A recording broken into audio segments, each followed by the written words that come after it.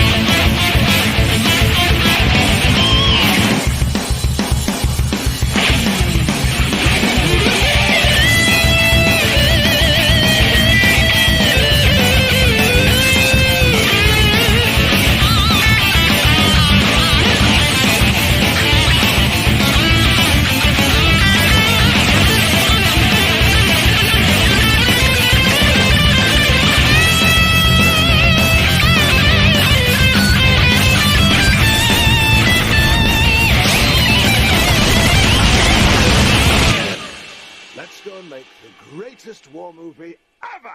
Yeah! Yeah! Right. Oh. It's corn syrup, guys. Corn syrup and latex. Warm, blood-flavored corn syrup. Whoa! Look at me! Oh! You're going to get the shots, and I'm going to make sure because I'm the director. Oh, and I'm from London. I direct plays. Hey, Damien! We got our war faces on!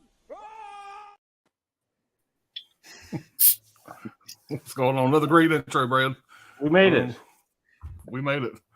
So, yeah, guys, if you haven't figured it out yet, this is our top 5 war movies.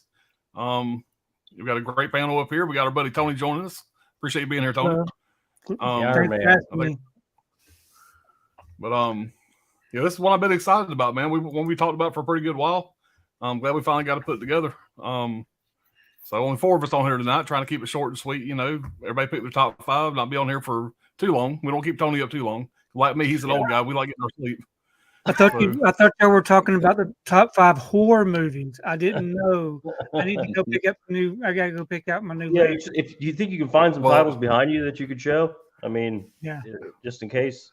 Yeah, I have a movie. Well, it's gonna be a top 5 horror movies. I got at least 20. It's gonna be a top 20. It has to be a top 20 one of those. One that's actually called horror, but that's the only one. Yeah. But yeah, man, this has been a fun week, man. I watched some more movies I hadn't seen in a long time. I've seen some first time watches. Yeah, me too. And with this one here, the number 1 through 4 was pretty much given. My number 5, I watched a bunch of movies trying to get that number 5 spot. And I think, not 100% sure, but I think I'm right, the right one for my number 5. But at the very end of this, if we have time, we're going to go through not really honorable mentions. We're going to just show a few.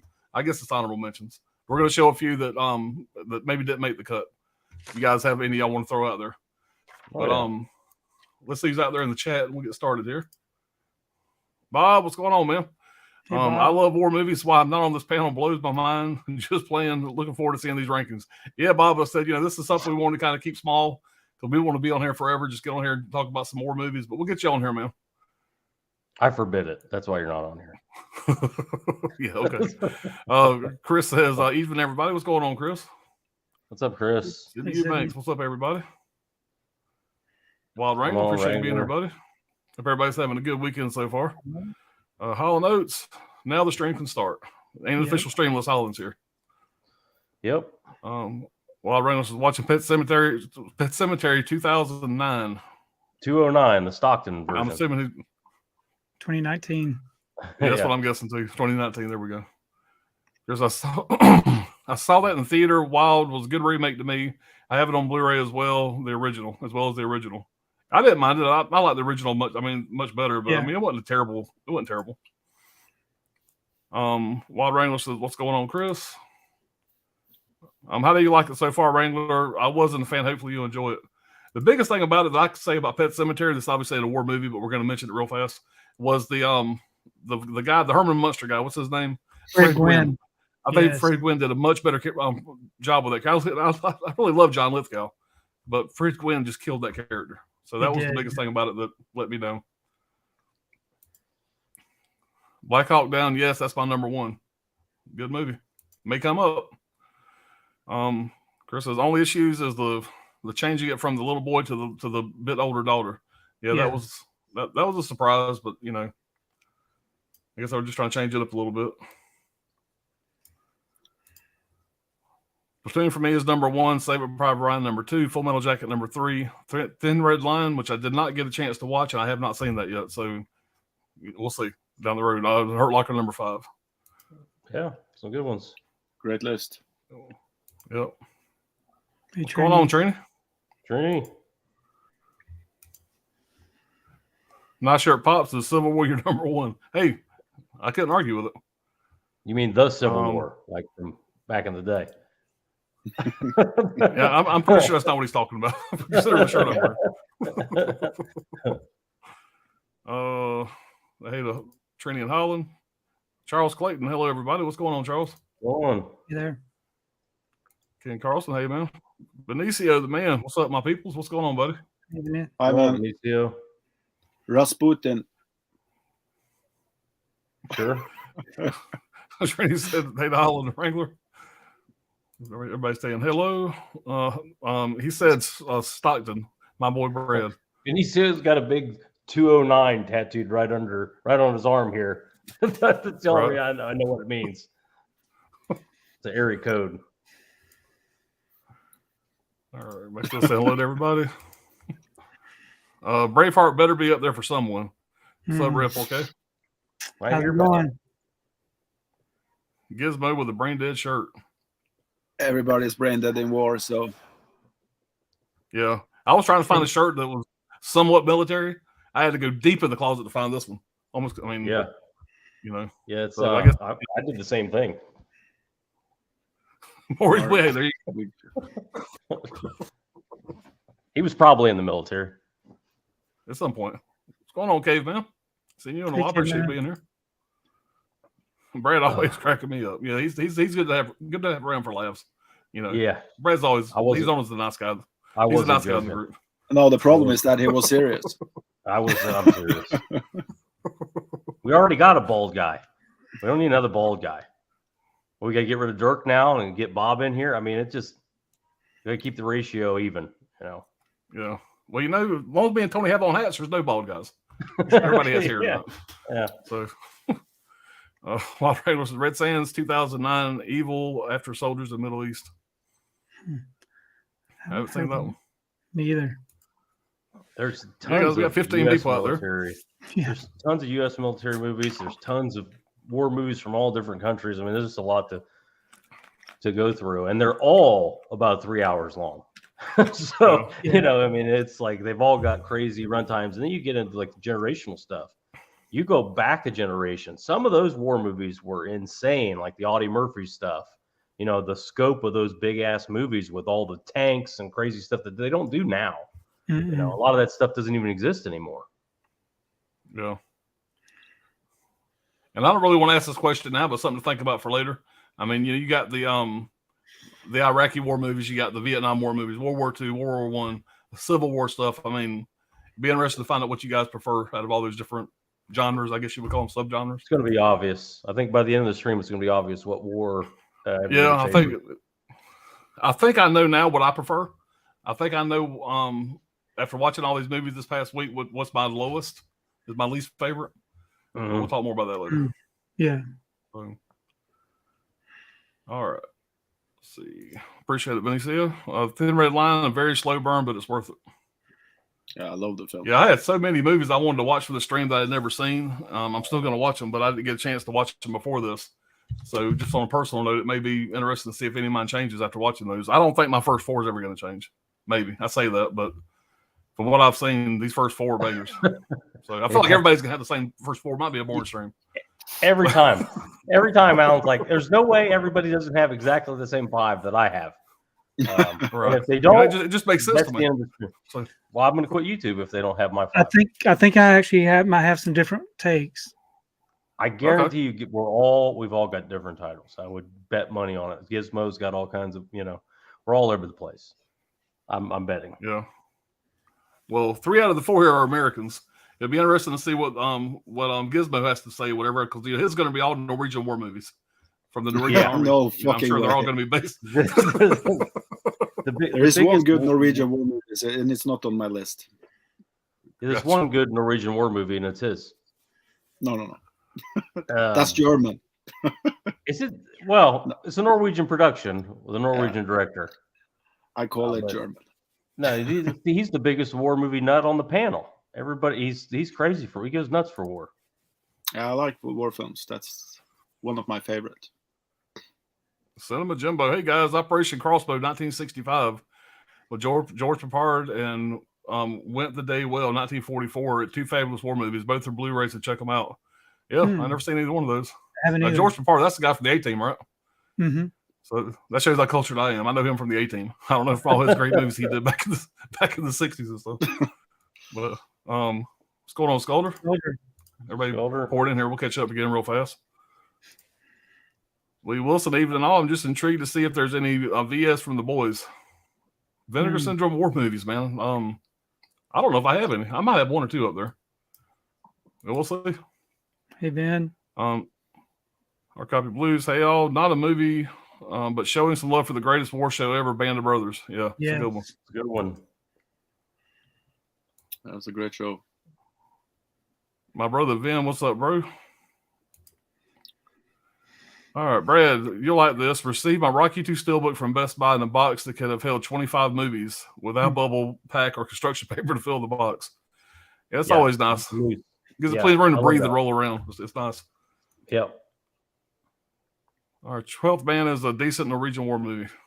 I agree. It's decent. Dirt, what's happening, y'all? This ought to be good. What's going on, buddy? What's up? Dirt, what's up, bro? Hey, everybody. Even Dirt, my twisted bastard brother. How are you? Hey, back to Bob. Everybody still saying hello. All right, guys, up to 22 people. We're going to get started here. And Brad, you got the hot chair, so we're going to put you up first. Number 5. Well, my number 5 is from 2014, written by Chris Kyle, directed by Clint Eastwood. American Sniper. Mm-hmm. I don't know if everybody's seen this one. It's a pretty dark war movie, even for war movies. The movie follows Chris Kyle, played by Bradley Cooper, through his back. I wrote some stuff here. I'm not a big fan of this guy, so I'm going to try to skip over some of it. Through his upbringing all the way to his death, he becomes a Navy SEAL in his 30s, which is super old for the unit. He's selected to be a sniper and becomes the most successful sniper in U.S. history. It's an autobiography written by Chris Kyle. So, in my opinion, it is fiction. He's a well-documented liar. We don't need to get into all that, but he's found guilty of perjury and several other things. Anyway, in his book, it says he was choppered into Hurricane Katrina to shoot looters off the Superdome. So that should tell you what it is. But even all that being said, as a narrative, it is still a great story. Be it true, not true, all of it, I don't know, but it's a great one. I really like how dark this movie gets. I mean, like I said, even for a war movie, his portrayal apparently was accurate. As accurate as they could make it and still have kind of a positive spin to it because, like I said, he's a dark character, controversial character, let's put it that way. You know, he's a villain to some, a hero to others. I mean, you know, he was on our side, so he's a hero. But, you know, anyway, they highlight his rage, how ruthless, lethal, and bloodthirsty he was. The first person he kills, his first documented kill was a child, age 7, 6 or 7, something like that. And it gets darker from there. He went back for 3 additional tours. He was there for 4 tours. I really enjoy how it goes into his mind, slowly unraveling. You can see throughout the movie the decay. It starts off with little things like his blood pressure being crazy high for no reason. He hears a drill at a garage and freaks out, you know, little things, little twinges. Nurses not attending to his baby, you know, that whole sequence where he freaks out. I love that, all that stuff. You know, eventually it goes full into his PTSD and him dealing with that. Especially, I especially like the scene where he's watching a turned off TV and you can just tell he's lost in it. You know, he's in his mind, he's back overseas, and it eventually like ends with him like almost killing a dog at a family barbecue. I feel it's extremely underrated and overlooked. Clint Eastwood does an insane job. I honestly think he's better behind the camera, personally. It's very well done. Like I would have thought anybody. I mean, you could have named all the big names in war movies. Like I think the direction was right up there with this. I love the action sequences. You know, they seem pretty realistic. And you know, anyway, man, if you haven't seen this one, definitely check it out. It's a really interesting take on, you know, modern warfare, and from what I understand, as accurate as they could make it, and still be positive. So that's my number 5. Yeah, I agree with all that, except for Clint Eastwood being better behind the camera. I think he's pretty much the best on both sides, but he's a 10 out of 10 on either side of the camera. Exactly. Yeah. You can't go wrong. Good pick, man. Yeah.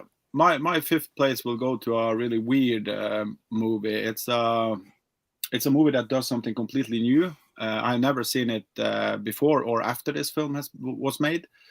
It's a sort of a fake documentary, kind of not a mockumentary, but more like a true crime fiction story. And it's a British movie that was made through BBC, and it's Threads.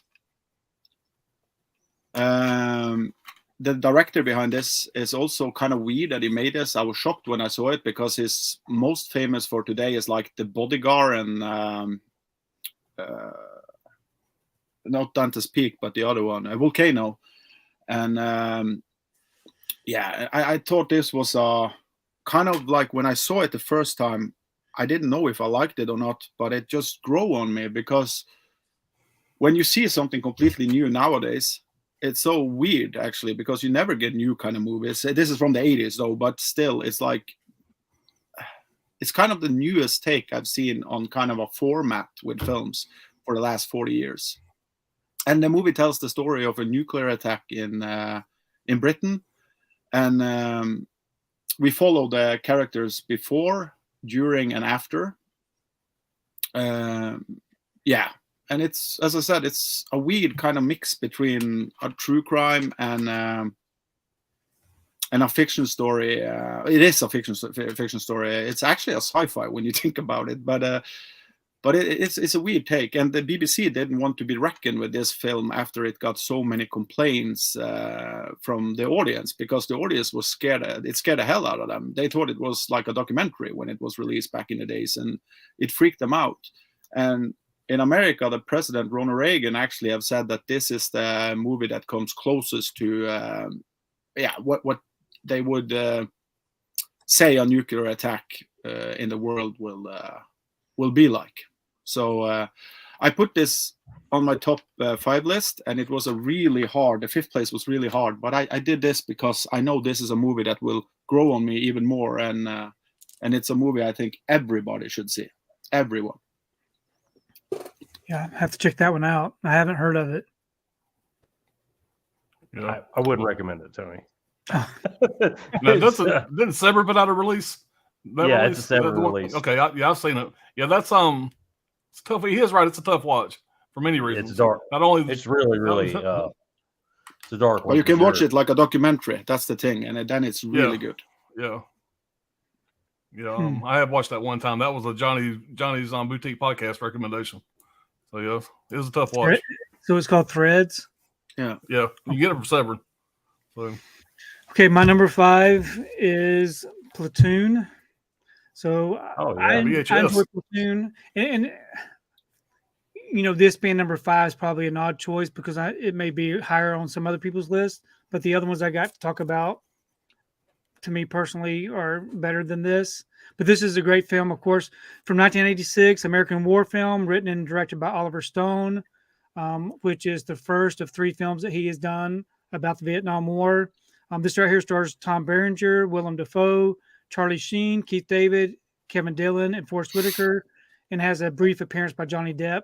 But to me, I think Charlie Sheen is really what made this movie for me. Him and Willem Dafoe were probably the big standouts for me in this one. But I really enjoyed the way that this was done, where it was mostly the action in the jungle, which you don't really get to see much of.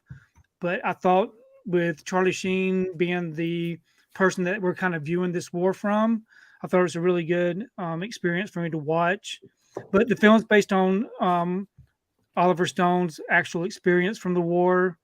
It follows the USA Army volunteer, which was played by Charlie Sheen, serving in Vietnam while his platoon sergeant and his squad leader. So the platoon sergeant was Tom Berenger, and the squad leader was Willem Dafoe, which was pretty much crazy.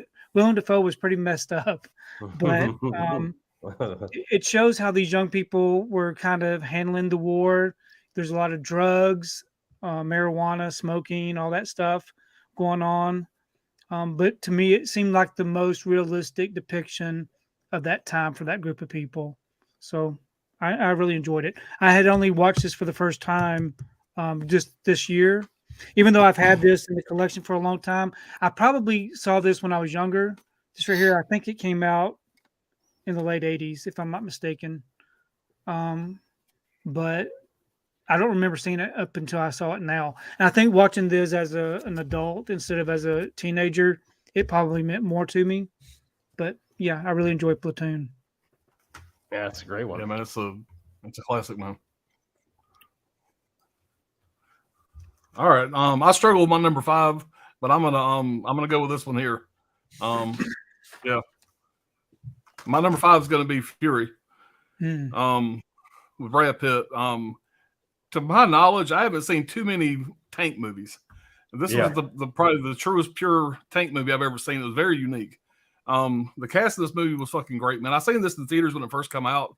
I watched it a few times. I had the Blu-ray steelbook, which stupidly I sold. It was a great steelbook. I don't know why I sold it. So I had to pick up this one here. I guess you see it has no slip. So Tony, this is one of the ones. If you have this slip, I'm gonna put this one down. So, I wish I did. Anyway, so y'all don't ridicule me too bad. You know, I know. I don't know how you're holding that up. So anyway, this movie came out in 2014, directed by David Ayer. The cast of this movie was really great. And these are these are most of the guys in the tank here: Brad Pitt, Shia LaBeouf, Michael Pena, John Bernthal, guy that played the Punisher, and his character name of this is called Kunas. He's a country boy from North Georgia, and his character is fantastic. He's my favorite part of the movie.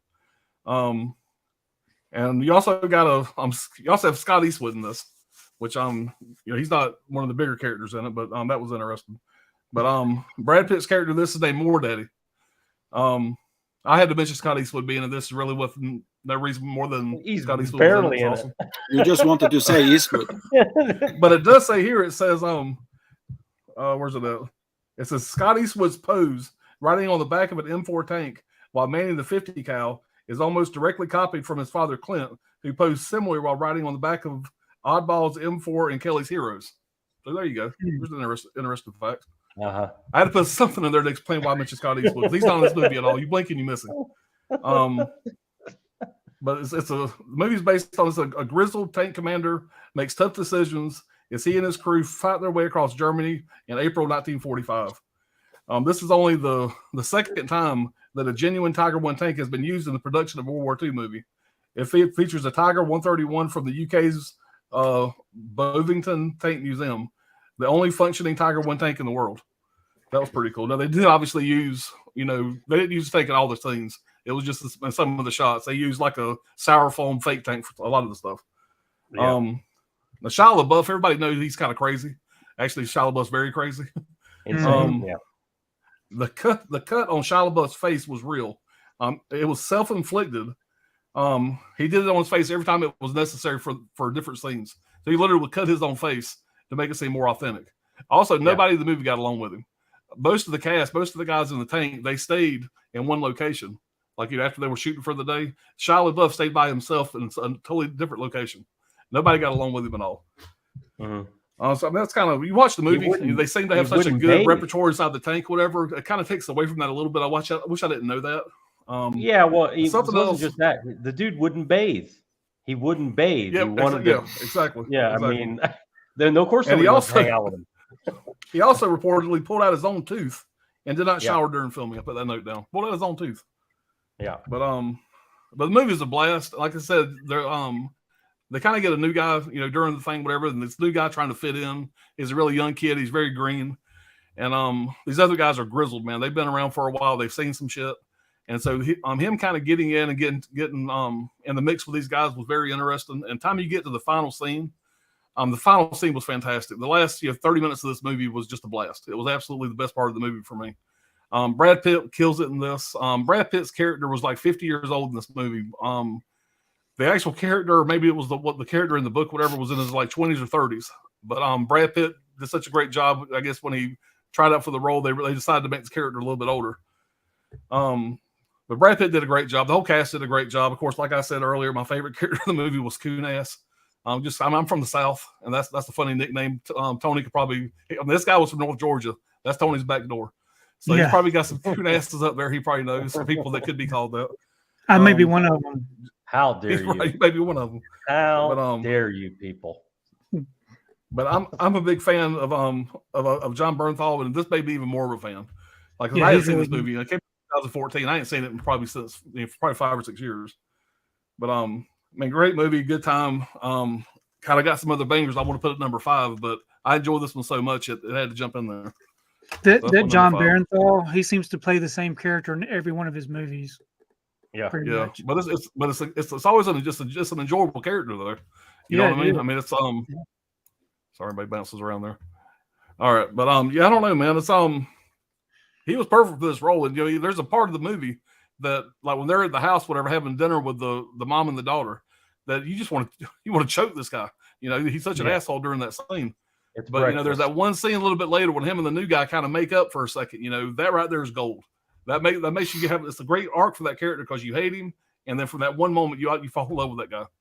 And it's it was just done well. Like, I take that scene differently. I understand what he was doing there, but we may get into that later.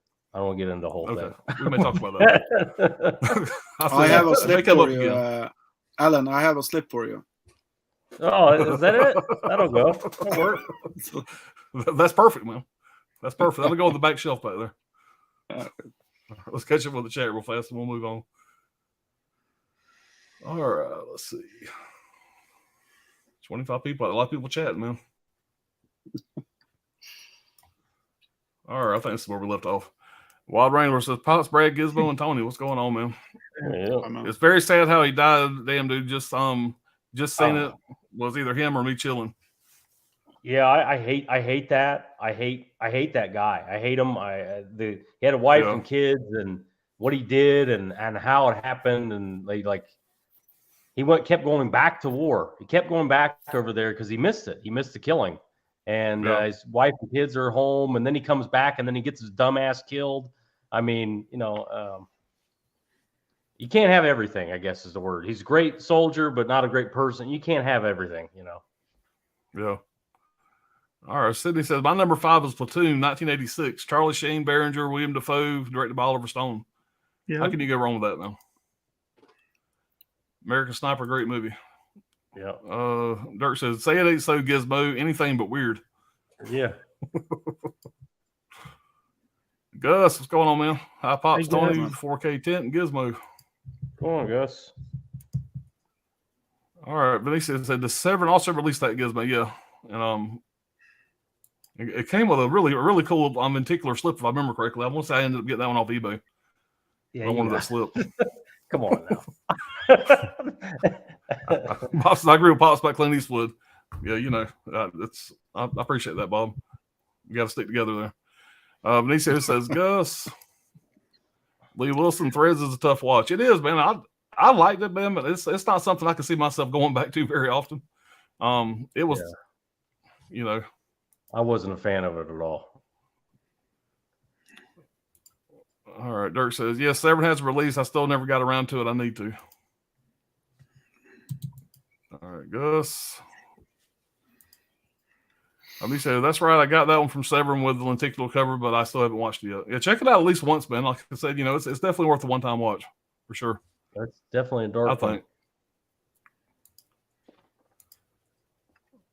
Nisha says, oh, yeah, Platoon. Good one, Tony. Yeah, man. Yes. I mean, we had to know Platoon was going to pop up somewhere in the stream. I mean, that's the classic, man. Lee Wilson says, Threads has a 92% rating on Metascore. Yeah, it's very popular internationally. Yeah. Hell yeah, Tony, Platoon is solid as hell. Yeah, Chris says, Oliver Stone got the Academy Award for Platoon. He has the vet as well. Yep. City Bank says, Threads, I will check that one out. Oliver Stone was my favorite director in the late 80s, early 90s. That's some bangers. That scene on Platoon when he makes the young soldier dance with the one leg is a tough watch. Yeah, it really is. Yes, and one cool thing about that is that Charlie Sheen had felt so bad about that scene that him and some of the other cast members, whatever, they pulled together money in order to get this guy the surgery they couldn't afford to get. The guy obviously was poor, couldn't afford the surgery that he needed for his eye and everything else. And so they raised money to help the guy get his surgery that he needed. So even though that's a tough thing to watch, they kind of made it right with him, so to speak. I've heard they did the same with the circus freaks back in the 30s. How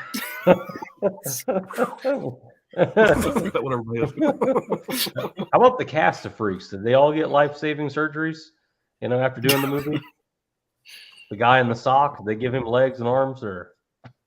Yeah, I don't know what you're talking Probably about. not. That needs a 4K, by the way. Chris says, damn, Tony, I had that VHS of Platoon as well. Yeah, I'm sure I had the VHS way back in the day. I wish I still had my VHSs. I had a bunch of them.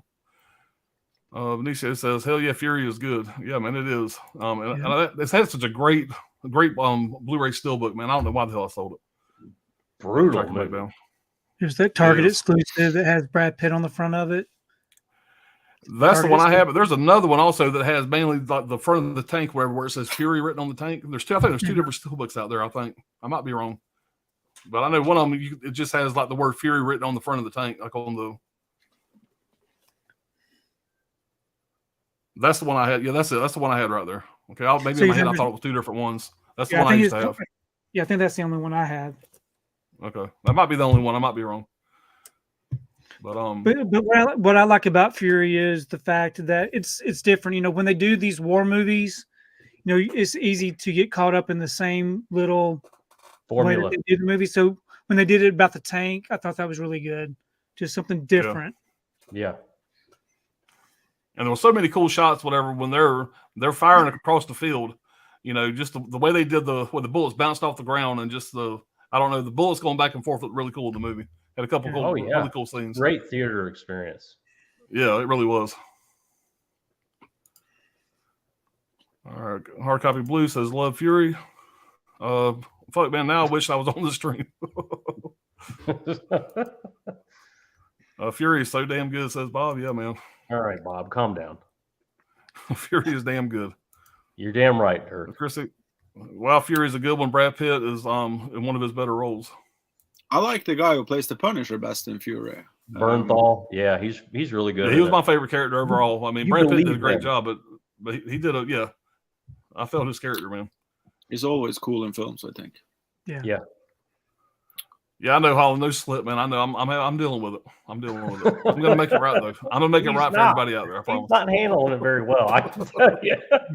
Wait till somebody else pulls Fury with the slip. Boy, he's gonna lose it. I'm telling you, it ain't gonna be pretty. Watch my next collection update. There'll be a slip. Bob's Blu-rays. I'm missing the slip cover for it too. There you go. Misery Loves Company. Mike Johnson, War of the Roses. Yeah, that's my buddy right there, Mike Johnson. What's going on, Mike?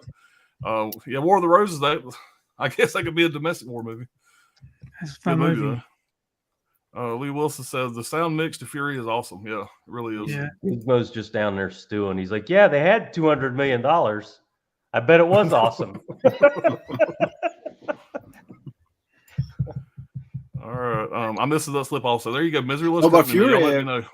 The ending of Fury, what's cool about it is that it's almost like Das Boot or U-74-1 or what's it called? Like you feel like you're almost like in a submarine or something. You're so trapped. The tank is real. It's a real atmosphere and a real almost character to itself.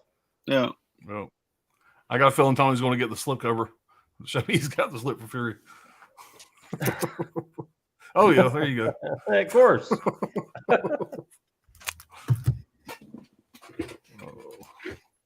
Wild Runner says, Pop's get a special slip made for Fury. Hey, if I have to. You know, the thing is, I mean, it's a Sony. This may be the best release we get. I mean, who knows? You know, it may be.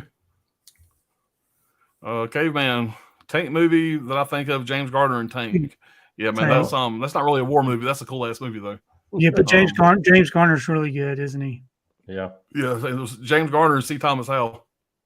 Oh, is the movie called Tank or Tank? Yeah, it's like a 80s it's an 80s action comedy. I say it's an action comedy. It's I haven't heard about it. Comedy, I don't know. But yeah, it was a good 80s movie. Look it up, man. It's a fun time. Yeah. That's fun about this stream. So you always get your new titles. Mm-hmm. Yeah. Like Threads. And I got that. Yeah. I got that Blu-ray out. Did Kino put that out? I think Kino put out Tank. No, I got it. Sounds right. Yeah. Of course, Kino. When is the sale? Any day. Yeah. Could be as soon as tomorrow. I think they usually go live on Sundays. Yeah. Yeah. Kino. Chris, an honorable mention for me is Acts of Valor with Gene Hackman. Good movie.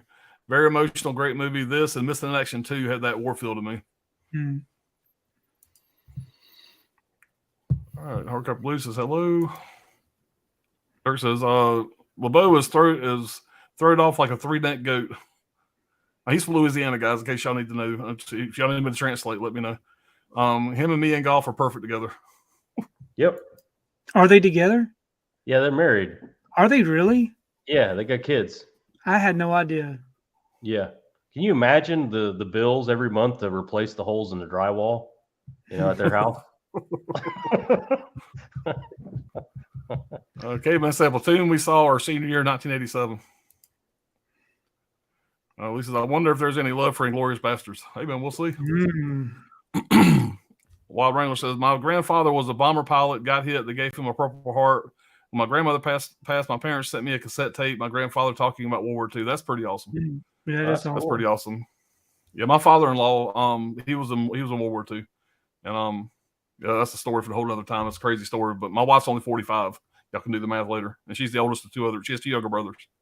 So he was having kids in his late 60s. So anyway, that's going to be a stream by itself right there telling that story. But he was a cool guy. He passed away back in 2010, but he was a great guy. Benicio, spoiler alert. What's a spoiler alert? Yeah, I don't remember. Yeah, I don't It's know. Hitler Lost. Yeah. Combat Shock 1984 question mark. Not familiar with that one. No, Him either. I think I've heard of it. Benicio has Yeah, that. Combat Shock Shock is is from awesome. 87, I think. 87 or something. 86, 87. Kal-El, what's up, guys? What's going on, Kal-El? Yeah. Cinema Jimbo, Where Eagles Dare 1969 is a great War II picture with Clint Eastwood and Richard Burton. It's on Blu-ray, so check it out. Yeah, I got that in that box set back there, and I have watched that movie in the last year or so. It's a good one. Caveman says worst Army / war movie is Best Defense with Eddie Murphy and Dudley Moore. Yeah, that was a bomb, man. Eddie Murphy was riding high too, and he made that one. It just flopped like crap. Probably because of Dudley Moore. Yeah, was it bad? Was it good or bad? The movie? It was bad. Okay. Yeah, it was bad. In the Army now with Pauly Shore. Yeah, At least that's fun bad. At least that's fun bad. At least you know. But, I think it's just weird that anybody remember Pauly Shore. Bob says not a fan of Shower Mia Golf. Question mark. I like them both. I think they're both great. Great actors. Wild Wranglers says saying hello to Kal-El. Bob, you don't like Mia Golf? I think Bob was asking if somebody else didn't like him or not. He had a question mark at the end. Murphy is only in Best Defense for 60 to 90 seconds. Yeah, I've only seen the movie once, but I remember it back in the day being notoriously bad. Everybody hating on it. I think it was the first flop Eddie Murphy had, even though, like he said, he's only in it for a couple minutes. I think Fury had 3 different steelbooks. I have a few of them. You have to look them up. I might grab one of the steelbooks and just throw this 4K disc on it. But I don't think they have a 4K steelbook. I don't mind Mia Golf. She's a great actress, but I love Shia LaBeouf. Brad. Brian, what's going on, buddy? Best war movie is Troma's War. I've never seen it, but I know what movie it is. I haven't seen it either, but I'll add it to the list. Is it ironic or because Troma has like 10 good films and 150 bad ones? I guarantee you he likes that movie. Oh, it's another steelbook. Nice. Yeah. Nice. So they have 2 steelbooks. Okay. Yeah, Troma's War, man. Check that out. Hold on. This thing just jumped on me. There it goes. All right, Cal. So what's up, Vinny? And then Brian said he's joking. So, okay. So I guess right. There you go. I know you love Troma movies. I will now scratch that from the list, Brian. But Troma films is you have almost heard about everyone that's good, right? That's the thing. Yeah. Yeah. Probably, yeah. Yeah. My number 5 will be Hamburger Hill. Yeah, I grew up liking Hamburger Hill, man. That's a late 80s. That's a great war one, movie, yeah. but it's a good one. But it didn't make my top 5. I thought it was going to. I rewatched it because I hadn't seen it in years, and it didn't quite make the top 5, but it's still a good one. Hard Copy Blues. Have to leave y'all. I'll catch the replay tomorrow. My number 1 film though is 1917. That's a great one. We'll talk about that later. Love its cinematography and the smaller, more intimate story. Have a great stream. Appreciate it, man. See you then. Talk to you next time. Hey, Brian, Mr. Cal. Nice brain dead shirt, Gizmo. Thank you, Brian. No comment on I'm my trying to be Captain America I'm trying shirt, to be Brian. a soldier. A brain dead soldier. It's just brain dead. It's just an advertisement for the guy wearing the shirt. That's true. It's a warning. It's like Yeah. they can help him get home. If he gets lost somewhere. If you just to bring his helmet when he goes No, outside. I got this in school.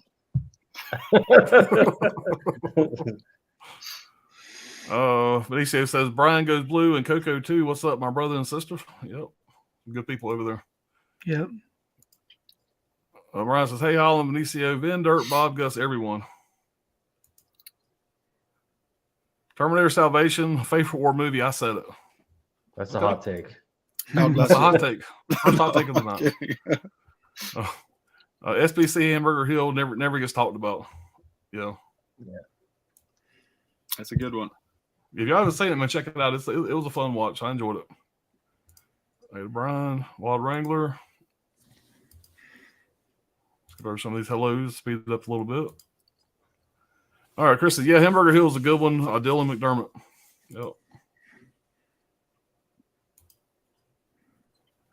All right. Dirk says, yeah, Trini, that one shook me as a kid. What's going on, Mrs. Caveman? Good evening, gentlemen. What's going on? We got Caveman's better half here. 100 Dean says, Goth and LaBeouf have 0 kids and are getting divorced. Yeah, might want to recheck your facts. They got a daughter. Brian says, I was thinking I'd get a text from Pops about a Hangout stream earlier or something. I didn't know this one was going on. Hey, man, we're starting this at 9 o'clock. Who just said we can't do a Hangout stream afterwards? If you're around, let us know, man. You know, I ain't got to get up early in the morning, so we can always do that later if anybody's interested. Yeah, 9 o'clock, man, this is early for us. You know, we're just getting started. Yeah. Nisha says, Brad saying we may talk more about Fury was a spoiler alert. Wow, who knows? Somebody might pull it. Does in the Army now count? Oh, absolutely. You know? Spies like us. I would love to hear somebody pull it in the top 5 and explain why it's in the top 5. That's what I would like to hear. Mr. Caveman says, not much of a war movie fan, but Platoon will always be my favorite. Ernest Goes to the Army. Stripes is good. We need the Ernest film for really Blu-ray. Or 4K. Sooner or later. Ernest Goes to Jail on 4K. That will be amazing. Yeah.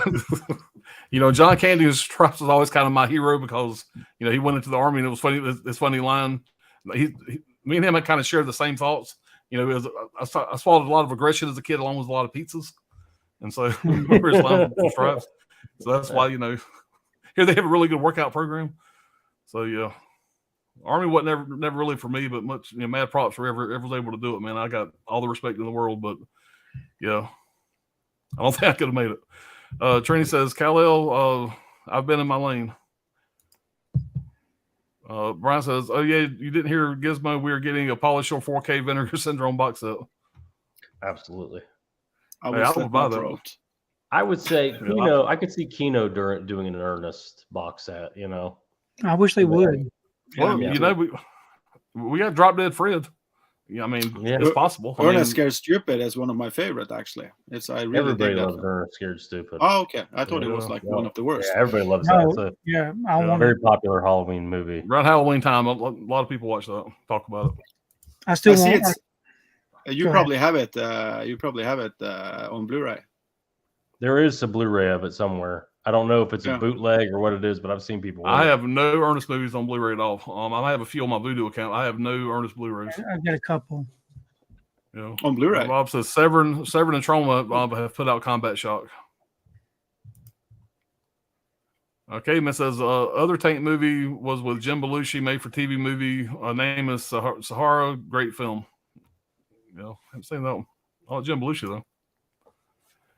Carl says I do think 300 Rise of an Empire extremely underrated, great villain. Does that fit war movies? Yeah, I think it does. Yeah, absolutely. Yeah. And it's based on true war, so that's also something. Yeah. Yep. Wild Wranglers is a cool pick. Kal-El Bryan says, I do enjoy Trauma's War for real though, but it's nowhere near a serious war film. There you go. Oh, cool. I want both of those. Yeah, Ernest goes to camp. Ernest goes to camp, and Ernest goes to jail. Yeah, I think there was one more I liked a lot when I was little. It was Ernest Goes Stupid, Ernest Goes to Camp, Jail, and I was one Saved Christmas, maybe. Yeah, I think so. Yeah. Ernest Goes to Space. I haven't seen. I don't know if it's even real. I'm sure if he'd have lived longer, they'd have done it. Oh, he's dead, though. Yeah, Jim Varney died a long time ago. Yeah. Okay. Been a while. Yeah, Cal says, I guess my picks are different because Universal Soldier would be my favorite Vietnam film. It's a great fucking action film. Oh, man. It is a great movie. It's a war movie. Yeah, absolutely. Yeah. Rob Wrangler says, which one? And thanks to Kal-El. 300 Rise of an Empire. Yeah, I've seen that one time in theaters. I don't think I've seen it but that one time, but I did enjoy it.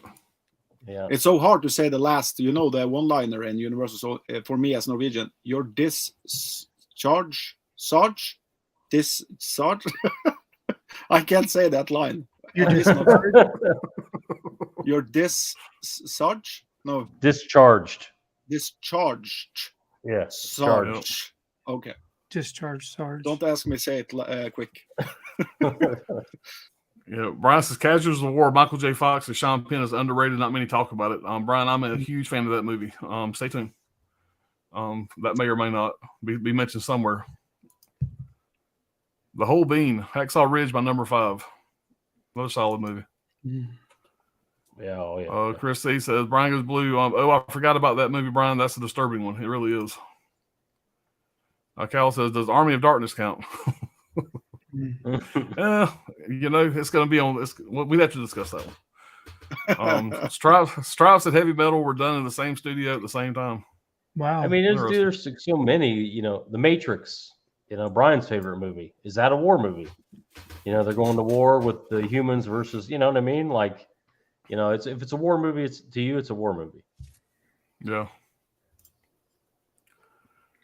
Jason Morby says we need an Ernest Goes to Hell. We got that one. It happened. They didn't shoot it. Scare Stupid was the closest we got. Charles Clayton says, "Hey y'all, seen the Overlord 2018? It is my favorite horror war film. I'm a big fan of that one. Yeah, I big saw fan it of that one. That was I saw it on one of my kids' Sitges. birthday. We went and seen it, and that was a big surprise. There was really not a whole lot playing, and we went and seen that, and we bought that theater going, and that was fantastic. And I bought it like day one when it came out. It's a great one. DC says, yes, Bob Overlord was great. Yeah, it was a big surprise for me. I didn't know anything about it going in. Chris says, Overlord was interested in the zombie World War II take of a film. Caveman, Sahara tank commander and his men, along with a group of assorted stragglers, big difference.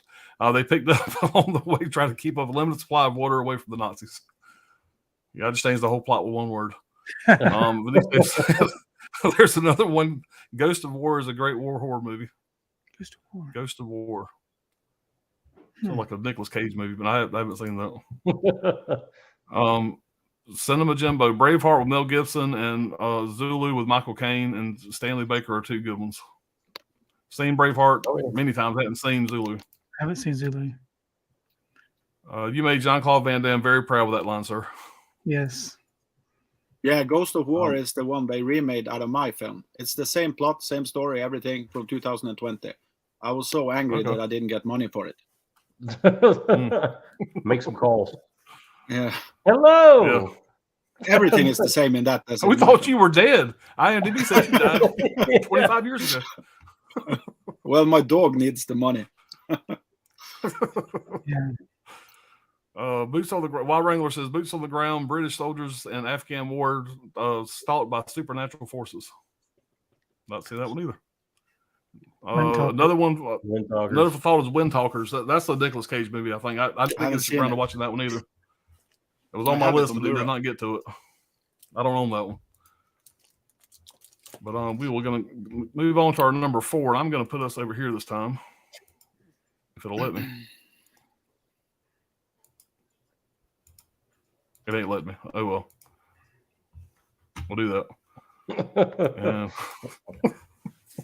Number 4. I thought it was put us on the other side there, but it ain't letting me. Yeah. One day we'll number 4, bro. The StreamYard thing. Brad, what you got? Yeah, I'm trying to figure it out. You figured by now I know what I was doing. 2014 Fury. I'll try to keep this short. Alan kind of what the hell, man? Pissed all over it, so I gotta try to clean this up. Written and directed by David Ayer. He wrote Training Day, Dark Blue, End of Watch. Shot in the UK. Movie follows the crew of a Sherman tank called Fury in 1945, Nazi Germany. Towards the end of the war, it was almost over. Brad Pitt of War Daddy. Brad Pitt as War Daddy is the commanding officer. Shia LaBeouf, John Barenthal, Michael Pena round out the crew. They get a new gunner who's a typist who knows nothing about tanks. Norman, they call him a machine later on. Logan Lerman. This is a very dark, grimy war movie. They even marked up Brad Pitt's face with scars to, unpretty him basically to make him look more. And it worked, prosthetic scars on his face and all that stuff. I really like that. Really good work. I mean, looks real. I don't know how that looks so good, but there's a serious element of realism in this. The look of everything, it's gray and dirty, all genuine look, working of the era of military equipment, including the tanks. Brutal gore, all of it add to the way it looks. Everybody's great in the movie. I still think Shia LaBeouf is probably the standout. He scarred up his own face, pulled out his own teeth. We all know this stuff for the role, but he's really, really good in it. And, you know, like I said, he conveys a lot of emotion in it. There's a lot of great scenes in this, but mine by far is the breakfast scene with the piano and all that. Brad Pitt, you know, you see his back's covered with, you know, burns from, you know, tanks or whatever it was. Brad Pitt's character takes the new gunner up to this apartment with these two girls that, you know, everybody's kind of wandering around like trying to get stuff from the soldiers, but these two girls are kind of hiding from them. So Brad Pitt takes the gunner and goes up there, and you can tell he wanted to feel normal for a change. So he shaves, he cleans up. They go to have a nice civilized breakfast with the two German girls. He's reading the newspaper. You can tell he's kind of feeling good for once in a long time. And you can tell there's a big class difference between Pitt and the gunner and the other three crew members. They're kind of, you know, one guy's called Coon Ass. Okay. You kind of get it that, you know, these guys are from a different, him and the gunner are different from the other people, the other three. And he kind of wanted to get away from them. He kind of views them as animals. And they're more animalistic, and they show up and piss all over the breakfast. And I think kind of rightfully so. Like that, John Bernthal comes off like an asshole in it. Pena was an asshole in it, and you know the same thing. And Bible, he was letting it go on too because they all felt the same way. Like, oh, we can't come to your fancy breakfast. You're too good. You're better than us, like kind of thing. You were just chopping up bodies with us down there. So I kind of get it a little more. I think Bernthal was, you know, almost, you know, justified in what he did there. And I really love that scene. It's a great dynamic. And anyway, man, this is a killer movie. And you know, if you haven't seen it by now, you're missing out. I love the gore in it. Every time the tank runs over somebody, you know, it's just a good one, man. Definitely check this one out. Hell of a pick. Oh, I'm glad you approve. Hopefully we see it again. Yeah, my next pick is a movie directed actually by a female, and I would never believe that was going to happen when it was war movies. But it's a film that is directed by Larissa Sheptiko. She's born in Ukraine, you would say today, but before she was part of the Soviet. And she was together also with a highly praised, I should say, Russian director called L.M. Klimov. It takes place during World War II, and it's The Ascent. I think that's how you say it in English. I'm not sure, actually, but it's about two pro-Soviet, not soldiers, but partitions. Is that how I read it? I think they are part of like the resistant group of Soviet that has to go out and get food for the rest of the soldiers. And they get arrested by Nazi troops and taken to prison. The story is actually more about how you can take on pain and how you are kind of affected by it, and how much does your own worth, like your own belief to your country and to humanity in a way, how much that is impacted on you, and what you will sacrifice for that. So for me, it's kind of a Jesus story, but that's just my take on the entire thing. I haven't read anybody said that before, but that's just what I got out of it. But I think it's one of the best shot films, war films. It doesn't feel low budget, but it feels like they had strict lines when they were making it, and yeah, they capitalized on that perfectly. Larissa, the director of The Ascent, passed away way too early. I only seen one of her short films before, and that was great. And this is a masterpiece. But there is a documentary about her. I don't remember if it was on this or another. I don't remember actually, but it's a documentary from one of the Criterion releases about her, and it's so beautiful because it's made of her husband, or they were together, and yeah, it's a really beautiful documentary from 1980. It's only 25 minutes long, but it really takes the essence of what I think she could bring to the table for all of our movie freaks, because I think she would have been like on the top there with Catherine Bigelow and like the best female director ever if she just had lived longer, to say it straight out. I really love The Ascent. The Ascent. Ascent is it? Yeah, thank you. Does it look like a Never heard of that Criterion? one. I'll write it down. It Yeah, looks that like a sounds like a Criterion. Criterion. Yeah. It's more of a, I would say it's more of a beautiful film up till the ending, when you have the kind of question mark if you want to believe in humanity. And I know that's a big saying, but that's what I was sitting afterwards thinking. Do I believe in us humans surviving this fucking world in the end? You know, it's a hard watch actually after. It's not hard to go through, but it's hard after when you are thinking about the film. Can we see the cover of it again? Yeah.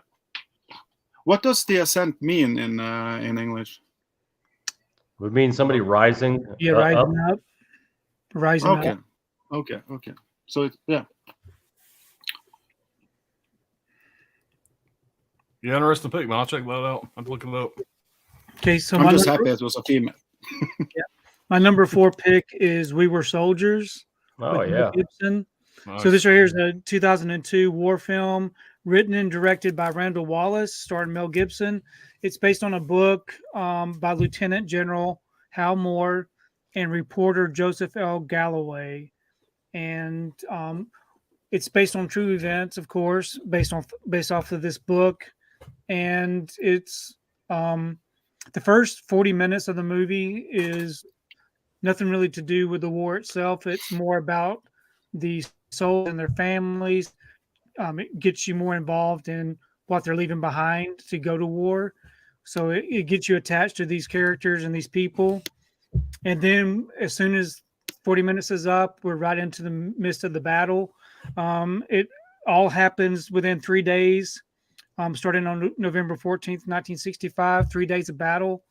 As soon as they get dropped off to where they're going, it's just nonstop. And the whole idea of the film is the soldiers working together to keep each other safe and to protect them. And, you know, we see soldiers dying, and Mel Gibson's character trying to, you know, he promises to bring these people back, dead or alive, hopefully alive. But it's just a really good story. Like I said, based on actual events. And the special features on the Blu-ray is really good because you get to you get to hear the real person that Mel portrays in his story. And I just thought it was a really good film. Mel Gibson is in a great war in movie. that one.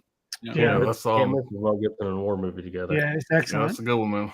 That's a good one. It's something when he arrives on set or in the film, it's just like the film. All films elevates to another level right away when you see his face. It's, Yeah. Yeah, and I've said this before about Mel Gibson. He's the best crier in any movie. There's not an actor that cries that makes you feel it more than he does. Yeah, and he Like I said, definitely has. he's pissed off. He's pissed off. He's crying. Yeah, You know, he has it's- one of those I don't scenes, know. of course, in this movie. You Yeah, can see that, yeah. and it's very it's a very truthful reaction that he does. yeah, Mel Gibson's teardrops is testosterone. Uh-huh. All right. And that movie They does made a it really happen. good portrayal of what it's like for the wives at home too, the family at home, Exactly. whatever, how they deal with it. Man, that's Yeah. that's powerful stuff too. So talking about that, that did made me think about the scene. So it does it, like I said, the first 40 minutes is the home life before the war, and you know then we get like 30 minutes of just nonstop war battle, and then it goes Mhm. back to the home base to where Mel Gibson's wife, Madeline Stowe, I believe, has to deliver the news that to the different people about their husbands having been killed in the war.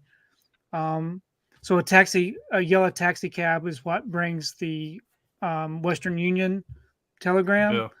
And every time she saw this yellow taxi cab, it made her nervous because she thought it was for her. So she finally just decided that she would be the one that went to each woman and let them know that her husband had been killed. So I thought that's a really good kind of take away from the war. Yeah, it was a great movie, man. I had a good time with it. Really good film. You know, this is like my pick is like, here's the darkness and madness of war, and then Tony's like, this is a really uplifting and wonderful. Well, no, I didn't say it was uplifting. It's good to get the balance between the two, though. The normal guy, and then the me. You know, it's a great one. Anything Mel Gibson, I'm a fan. Yeah. The Beaver. The Beaver is maybe one of his worst movies, but he's still great in it. And it's like it's a crazy movie for him to pick, but whatever, it worked. It's only speaking of the feel good side. But speaking of the feel good side of war, this is what led me to my number 4 pick, and that's going to be Inglourious Bastards. Oh yeah. Now, if this was a top 5 favorite movie of all times, this might even be a little higher. But as far as a war movie goes, it's going to land at number 4. Fucking love this movie. Me and my sons went and seen this on opening night back when we used to go to Thursday night premieres all the time. And I mean, we're big Quentin Tarantino fans. I was very excited about this coming out, and it's become one of my favorite Quentin Tarantino movies. The whole movie's great. All the actors in it are great. Christoph Waltz in this absolutely kills it. He won back-to-back Oscars for this and Django Unchained, the first Oscars from any Quentin Tarantino movie. Movie stars Brad Pitt, Christopher Waltz, Michael Fassbender, Diane Kruger, Eli Roth playing the Bear Jew, great character. Till Schweiger playing a guy named Sergeant Hugo Stiglitz. Now that is actually a real actor's name. He's been in like 200 something movies. He was in a movie from the I got it deeper down in my notes here. But there was a movie that Quentin Tarantino was a huge fan of back in the day. It just says here the name of Tal Schweiger's character, Hugo Stiglitz, is an homage to Mexican B-movie actor Hugo Stiglitz. The actor starred in Tintoretto, I'll probably say it wrong, Killer Shark. It's a release, I think, that I want to say Severin put it out. Anyways, it's one of Quentin Tarantino. Was it Severin or Kino? Might have been Kino. You know the movie I'm talking about. Tintoretto, Tintorera. I think it means tiger shark. Tintoretto, Killer Shark. I should have pulled it. One of Quentin Tarantino's favorite films. Stiglitz was in 272 roles on IMDb and has 3 upcoming projects. He's still making movies. But anyway, so that character's name was just homage to one of Tarantino's favorite actors from back in the day, whatever. But the movie, the basis of the movie, Nazi-occupied France during World War II, a plan to assassinate Nazi leaders by a group of Jewish U.S. soldiers coincides with the theater owner's vengeful plans for the same. Obviously not based on real-life events. It's Quentin Tarantino's universe, so he does things the way he wants to do it. But I'll tell you what, it's a hell of a good time. Opening shot when Christoph Waltz shows up, at the French family's house and wants some of that delicious milk. That whole interaction, every single word of that opening scene is gold. All the way down to whatever Christoph Waltz asks if he can smoke his pipe, and he pulls out that damn Sherlock Holmes 10 times oversized pipe. I mean, the whole thing's great. I'm hooked right there, and then it goes into, you meet all the Inglourious Bastards, you meet Brad Pitt, all the guys, whatever, all that is gold. You go into the guy that plays Hitler. The guy that plays Hitler is a friggin' nut, and you meet the way they introduced Hugo Stiglitz, the Bear Jew. It's done perfectly. Again, it's Quentin Tarantino gold. I mean, great dialogue. If you like dialogue in Quentin Tarantino's movies, you're not gonna get much better than this one right here, in my mind. And I got some notes on the movie here because there was a ton of notes on this movie, and I got a lot of things I could talk about with this movie. It's one of my favorites. Quentin Tarantino was considering abandoning the film while he was trying to find somebody to play Colonel Hans Lando, which is the character Christoph Waltz played. After Christoph Waltz auditioned, he knew he found his guy, and they started making the movie. This is the only movie Brad Pitt made as a leading actor for the Weinstein Company. As you probably can imagine why. Or his previous iteration, Miramax. He has said it had everything to do with wanting to work with Quentin Tarantino and nothing to do with Harvey Weinstein. His animosity for Weinstein stems from an incident in the 90s where Pitt physically threatened the producer after learning of Weinstein's unwanted sexual harassment of his then girlfriend, Gwyneth Paltrow. So this is the only movie he ever made for the Weinsteins. Quentin Tarantino worked on the script for almost a decade. They ended up putting this on the back burner or whatever. They were looking for a character to play the Christoph Waltz character, and they ended up making Kill Bill in the interim. And so Kill Bill, they started working on the script, but Kill Bill actually got made first. I already said that. This is the first Quentin Tarantino film to win an Oscar for acting. It's Quentin Tarantino's highest-grossing film since Pulp Fiction in 1994. This is interesting. In the Quentin Tarantino universe, the character Lieutenant Aldo Raines is Floyd, the pothead from True Romance. That's his great grandfather. I mean, take that for what it's worth. There's really, it's not going to be like. And that's just kind of cool if you're into the whole Quentin Tarantino universe thing. Aldo Raines is the pothead from True Romance, Brad Pitt's character's great grandfather. All right, here's something for all the movie nerds out there. The name of the British operation to kill German soldiers in the movie is called Kino. I think Kino Lorber. The German word for movie theater. So Kino is the German word for movie theater. Lorber is German for occupational name for a grocer or seller of herb spices from Middle High Germany. That's the best I can find for it. So basically, Kino is German for a movie theater, and Lorber is basically a seller of goods, whatever. So never do that. I threw it in there. Useless trivia. Quentin Tarantino approached Adam Sandler to play Sergeant Donnie Donowitz, the Bear Jew. Could you imagine that? But Sandler had to turn it down because the schedule conflicted with the filming of Funny People 2009. That's all the notes I took on it. But the movie's great. So many quotable lines when Brad Pitt goes in there and he's trying to act like, with an accent. Buongiorno. It's Buongiorno. Great in the theaters. I remember the theater dying laughing. Though. It's just a great movie, man. Christoph Waltz is great in this. And after this and Django Unchained, I'm like, this guy can't do no wrong. I know he's been in some other stuff, whatever, but that's the two movies that I was introduced to Christoph Waltz with, whatever. He's fantastic. But if you haven't seen this, man, where have you been? It's fantastic. Great release, great looking still look. Big fan of it. So that's my number 4. Yeah, it's a great one. And if y'all want to continue talking about Inglourious Basterds, I'm down. We can keep talking about it. I actually seen the movie so many times. I didn't watch the whole movie for the stream, but I watched the first, I don't know, maybe an hour before I ran out of time for the stream started tonight. Yeah. And I love I love the opening, the very first scene in the thing. Like you said, people hiding underneath the wooden floor and all the stuff that was going on. That opening scene was like a big 20-minute deal, I guess. And what's you don't want to be late. You don't want to be late to that movie. No, you don't. No, it starts right off, yeah. And you know how the movie goes chapter 1, chapter 2, chapter 3? Well, chapter 1 of the movie was called Once Upon a Time in Occupied France or something like that. And that was originally going to be the name of the movie, the overall movie. But they ended up changing it to Inglourious Basterds, whatever, and they just made that the name of chapter 1. But that was originally going to be the whole name of the movie. And they ended up, of course, doing Once Upon a Time in Hollywood. But they introduced Eli Roth as the Bear Jew. And he's just in that tunnel by himself doing whatever, just hanging out. They go, hey, Donnie. And he's, yeah. With his Jersey accent. Yeah, he's coming out to bash somebody's face in. He's just like, yeah. I don't know. I just love it. I was just so angry that they killed him off so quick. He should have been part of the film longer. Yeah. And they say he put on like a pretty good amount of weight for that part, because he had to play a bigger guy. So he put on a lot of weight for that. Donnie makes it to the end. He kills Hitler. Donnie, he's in the ending. Yeah, that's true. Yeah, he makes it to the end. He kills Hitler, and they. Yeah, but he loses kind of the touch. You know what I mean? Like he just disappeared with a kind of roughness on him. Yeah. You're right. He's in the ending. Yeah. I like the whole part in the tavern was really good. Oh, that's a great sequence. Also, everything to do with the theater I also enjoyed that part of it. Yeah. Yeah. It's a great one, man. It's one of those movies I go back and watch at least once a year, once every year and a half or so, and every time I watch it, it's like that's just a Quentin Tarantino movie for me. The dialogue's so good, I could watch it 10 times and still be enthralled within 15 minutes of watching the movie. That's just lots of different details.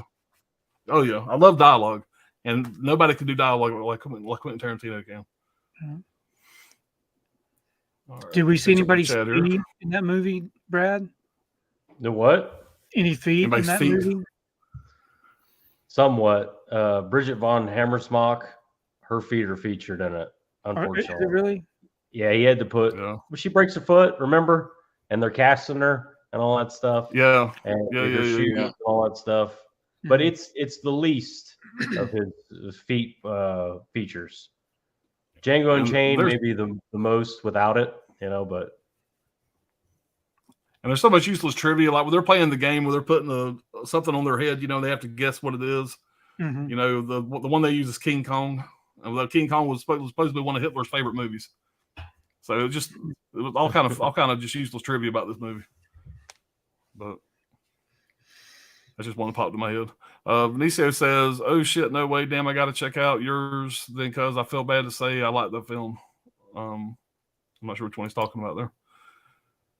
Sydney Eubanks says, "My number 4 movie is We Were Soldiers." There you go. Mel Gibson, Madeline Stowe, Greg Kinnear, Sam Elliott. Yeah, Sam Elliott was great in that too. Oh yeah, no beard. Yeah, exactly. Look kind of weird. Directed by Randall Wallace. I love it when the guy keeps walking, the soldier keeps walking by him in the mornings, and he says like "Good morning." Yeah. And of course, he's like, "How the hell do you know what kind of morning I'm having?" Yeah. You know, he says, "Beautiful He says- days." What are you, a damn weatherman now? Right. Exactly. Yeah. If you notice all the big war scenes, whatever, every time he shows Sam Elliott, he's just shooting a pistol. Everybody else has got machine guns. He's just got a pistol. Every time he shows him fighting, you know. I love Sam Elliott. K-Man says, "Can't believe no one has said Tropic Thunder with Robert Downey Jr. as a black man. Tom Cruise played the fat producer." yeah. That's that was in the intro that Brad did. But yeah, that's a great movie. Chris C says, "Good one, Sydney. My stepdad is a Vietnam vet. He loves that movie. Pretty accurate from what he says happened when the war started." Yeah. Is that a Criterion release, Gizmo? Yeah. I'll have to look that up. Gavin says, "Shy can be hit or miss for me. One of the standout movies of his is Disturbia. His Rear Window moments, but just up to date and not based in the 50s. Yeah, Disturbia is a good time." Chrissy's Brothers is underrated war movie with Jake Gyllenhaal. Brothers. I think I've seen Brothers. Nisha says, "Damn, I've never seen that one, Tony. Got to check that out."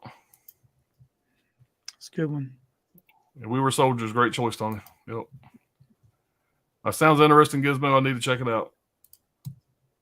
Trini says, "A few Korean War movie recommendations." Yeah. To Googie, the Brotherhood of War, JSA, my Way, The Front Line. JSA is a really big movie. I have it on DVD only. I haven't seen it yet. More recommendations, guys. Chris says, You know, "I have a few films." I'm trying to think. Is there ever a war movie, a famous war movie where the enemy is the United States? Like Letter to Iwo Jima. Yeah. the Japanese? Is it Japanese? Okay.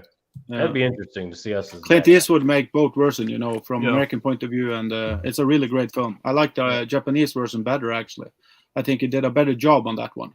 Oh. It's not that it's better part, but you know what I mean. Oh yeah, I got you. Chris says, "I have a few films by Russian directors. It's a good price too on Amazon." Sydney says, "Tony, that's our second pick. Movie Damn." Yeah. Yep. So I can't wait to find out what she picks. Sydney picks for number 3. Can't wait to see what Tony picks for number 3. Whatever Sydney posts. Yeah. Fuck, Der Untergang. American is the bad guys there too. What is it? Der Untergang. I'm not familiar with that. That's the I big don't know Hitler what you movie said. with Bruno. What's his name? Yeah. I guess, yeah. When Hitler's the the enemy, the enemy. Okay, we're on the opposite He's side. the star in the film. Yeah. Yeah, what was interesting is we had our German exchange student back when we used to get an exchange student every summer back when my kids lived at home. And we had a German exchange student, and we watched Saving Private Ryan with him. So that was You know. Yeah. So that was fun. That was fun. That was interesting. And I said my father-in-law when he was alive, he was in World War II, and when we took the German exchange student over to meet my father-in-law, I was hoping he wouldn't have a flash. He was 91 at the time. I was hoping he wouldn't have a flashback. We walked in, but he's just keeping a good eye on him the whole time. Right. But he was a great kid. That was a lot of fun. Dirk said that's the story of the first 200 soldiers in Vietnam, right, Tony? It's been a while. Yes. Yeah, Greg Kinnear did a good job of that one too. Yeah, I love Apocalypto. Yeah. The chopper pilot. Right. Yeah. Lee Wilson says Apocalypto is another great movie from Mel Gibson. Yep. Yes, I just watched that for the first time a few years back. I hope it gets 4K soon. Be a great 4K. I like him in Ransom. Give me back my son. Yeah. I ain't seen Ransom in a while. That's a good one. I like him in everything, man. All right, him and Gary Sinise are gold in it. Yep. Gary Sinise is insanely good in Ransom. Is today Jimmy Shaker Day? Lee Wilson said the opening scene to the Bastards is just a masterpiece in suspense. It really is. Nicio, hell yeah, Chris. Barnabas College, what's going on, man? Hey guys, just got on tonight. Hope I don't miss too much. Good to see you all. Yeah, I appreciate you being in here. Top 3 now. Jay says Edge of Darkness is a Gibson movie not talked about enough. It's very underrated, and it's a good one. It was his comeback movie. Yeah, Jason says Adam Sandler was supposed to play the Bear Jew, which I thought was interesting. Yeah, that would have been interesting for sure. We in the killing Nazi business, and business is a booming. Cousin, yep. If you ever want to eat a sauerkraut sandwich again, so many quotable lines. Dirk says, hell yeah, Pops, you probably heard we ain't in the prisoner taking business. We're in the Nazi killing business. You spelled Nazi wrong. It's Nazi. Nazi, not Nazi. It's Nazi. So get it together, Dirk. Chris says, I have not watched The Glorious Bastards yet. I will, though. Yeah, man, check it out. If you're a Tarantino fan, I think you'll like it. Sydney says, Pops, on the next stream, my top 5 favorite directors. Good idea. Good idea. Oh, yeah. Okay, man, Forrest Gump and Born on the 4th of July. Yeah, I mean, I wouldn't argue with somebody saying Forrest Gump was a war movie. Obviously, went to Vietnam. That movie so spread over everything else, so it wouldn't have made my top 5 war movies. But Born on the 4th of July is a good one, though. Yeah. I love Forrest Gump. I just wouldn't classify it in my mind as a war movie. That's just me. It's an everything movie. Bob said, yeah, it's an everything movie. Bob says, Tony, I love We Were Soldiers, highly underrated. Yeah, it's a great movie, man. Magic Hands, what's going on, Magic Hands? What's up, everyone? Dirk says, my number 4 is got to be Apocalypse Now. It ended on my 8th place. I love that film. Yeah. Anthony, what's going on, man? Hello, he's got music notes here. He's going to make me fucking sing here. Yeah. Yeah. Okay, I'll see what he's doing Sing there. it, sing it as Jackie Chan. Sing it as Jackie Chan. Remember from Rush Hour when he's singing the song? Yeah. I got you. When I seen the What's Up plays, first thing that popped in my mind was Tom Cruise from Tropic Thunder. Yeah. Now that I'm actually reading it, I said, yeah, I got you. Y'all just read that for yourselves and y'all interpret it how y'all want. We'll move on. Anthony says, whatever the bad guys, Brad, America just comes in, kicks ass, and saves the day. Yippee-ki-yay. Yeah. One person's hero is another person's terrorist. Chris says, it's the Catherine movies as well that exploits Japan's treatment of the Chinese. Yeah, there's multiple Chinese movies where Japan is the enemy. Yeah. Doing horrible things to Chinese. Man, Americans on Prime is based on Hitler winning and the USA being taken over by Germans. Yeah, there's a couple. I've heard of that. Yeah, Downfall. Yeah, that's true. That's the right film. It's a really great film. Really great. Wild Runners was Creepshow series episode Bad Wolf Den set in World War II. Nazi, there you go. Yeah, it's Nazi. It ain't Nazi. Close enough. Yeah. Lee Will says Mel Gibson's latest movie On the Line is just awful though. Oh, that's what he's the radio talk show guy. Yeah. I see the trailer for it. I haven't seen it. That sucks. I mean, I was hoping that was going to be good though. That sucks. So is Dead Presidents, a war film. Is that the Panther film or? I think it's just about bank robbers or something. Yeah, I think it's about bank I thought robbery it and was stuff. the Black Panthers or something like that, or am I mistaken? I've only seen it once a long time ago, but I remember I'm trying to remember who the cast was, whatever. But I think it's a bunch of like bank robbers. I thought it was like bank bank robbers. robbers that paint their face white or something. Yeah, it's a good movie. I remember. While Wrangler says, "Hey, Anthony's Whiteface. more like your Spider Yeah. Gremlin." Yeah, boss. The Scorpion released and put out. That's right. I got it from Kino, but it was a Scorpion releasing, or maybe I got it from fucking Ronin Flicks. I don't remember, but I got it. Kino does sell it though.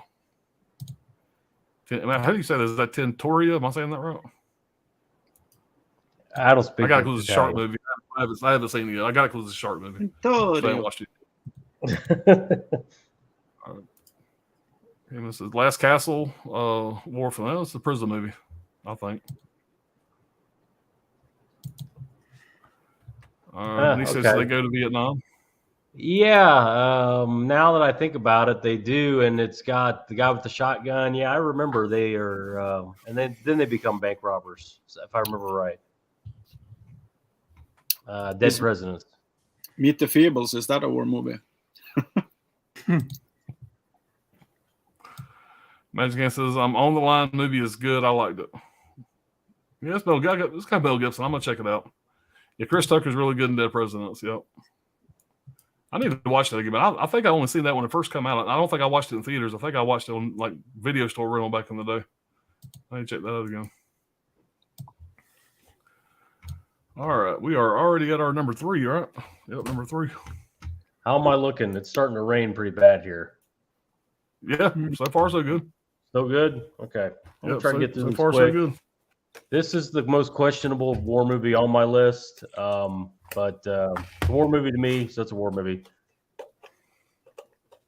The Man Who Killed Hitler and Then the Bigfoot, starring Sam Elliott. 2018, written and directed by Robert D. Krakowski.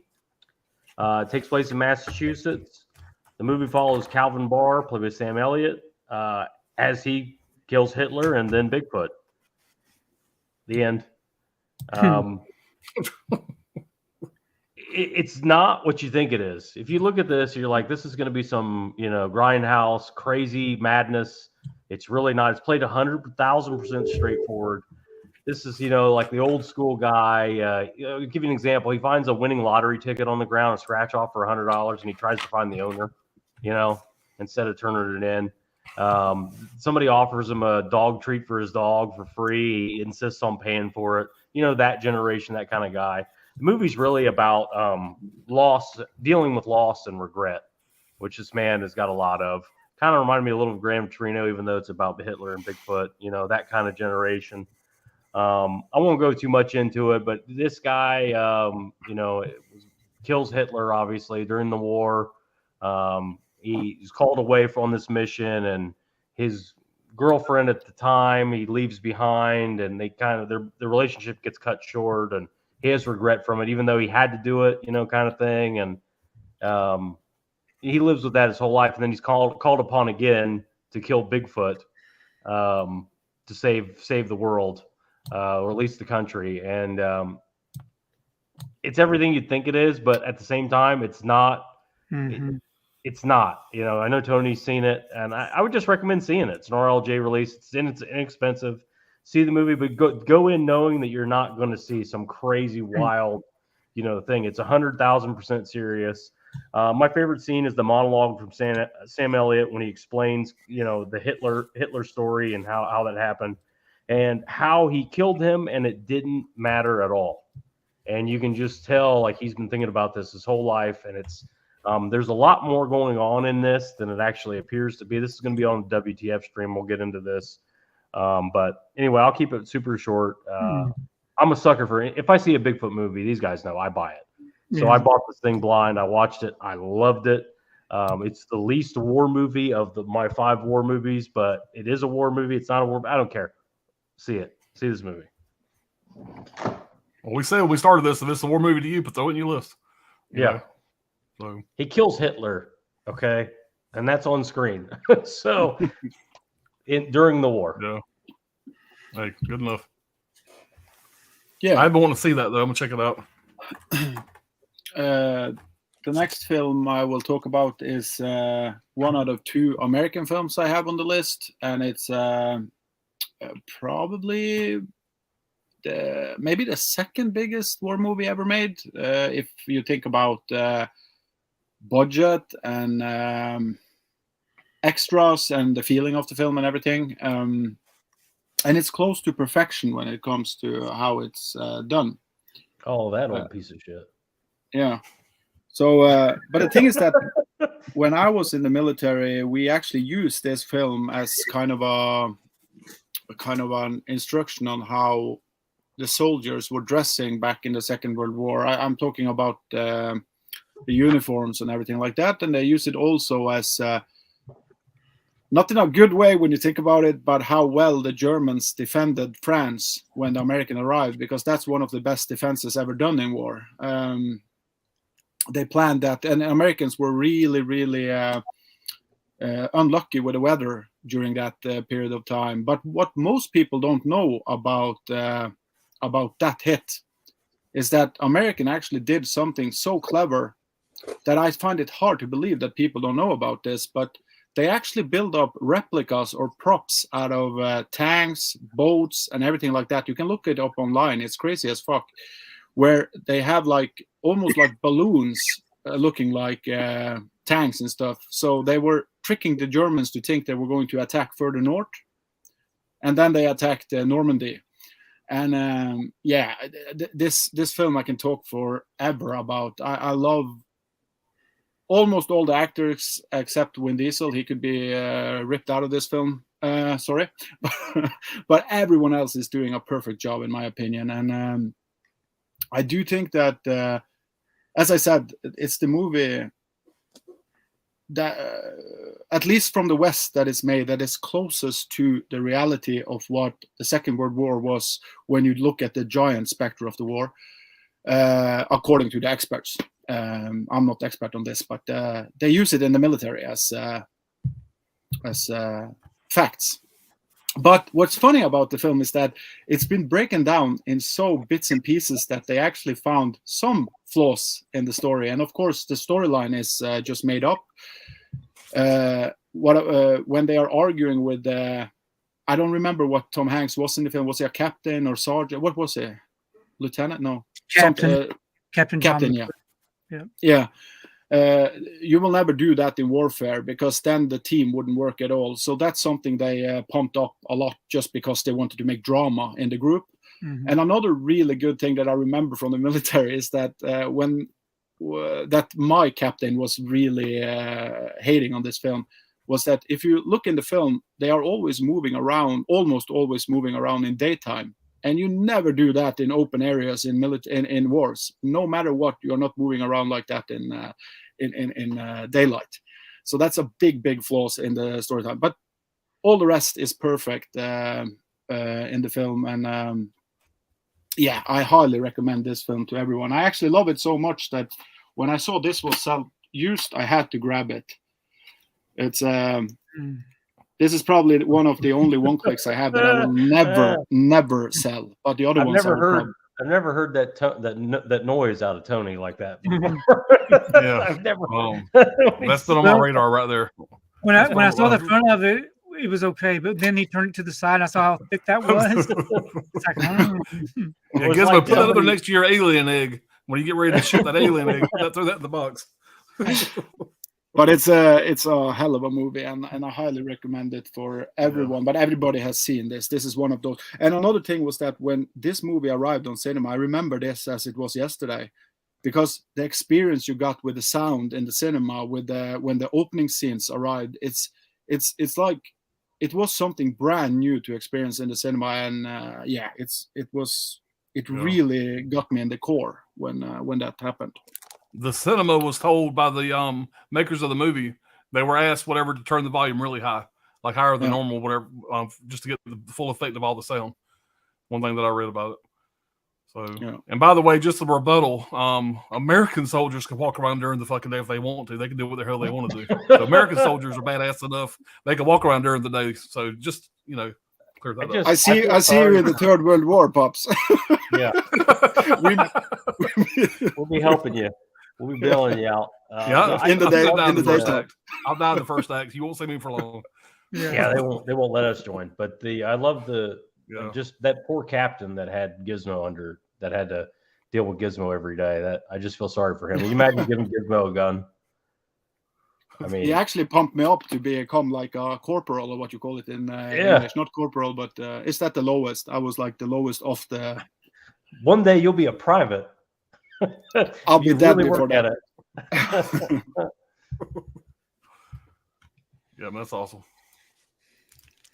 All right, Tony, what you got, buddy? Number 3. So my number 3 is Saving Private Ryan. Oh, Yeah. So following up with Gizmo, but I've got just the basic stuff to talk about.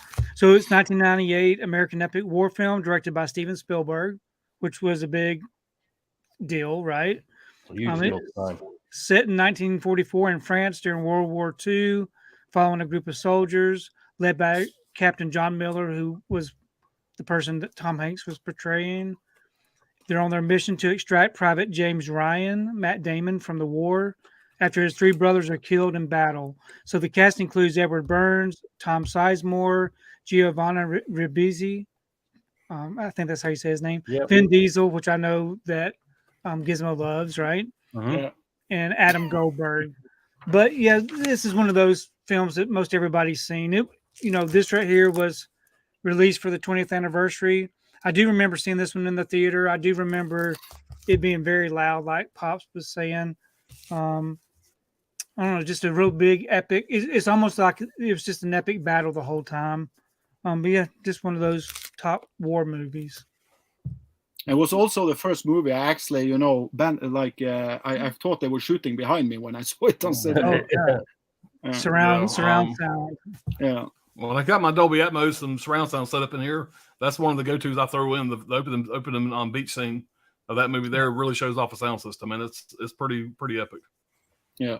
So it's a great one. All right. This ain't gonna be no shocker. I'm sure anybody watching this is gonna be like, yeah, of course it's gonna be in somebody's top 5. But it's definitely one of my favorites. Rewatched it again yesterday, and that is Full Metal Jacket. Absolutely love this movie. Me and my brother seen this in theaters. Knew nothing about who the hell Kubrick was back when this came out. I wasn't a Kubrick fan. Well, I'd say I wasn't a Kubrick fan. I just didn't follow stuff like that back in the day, whatever. But I went, me and my brother see this in theaters, fell in love with it immediately. You pretty much get 2 movies in one here.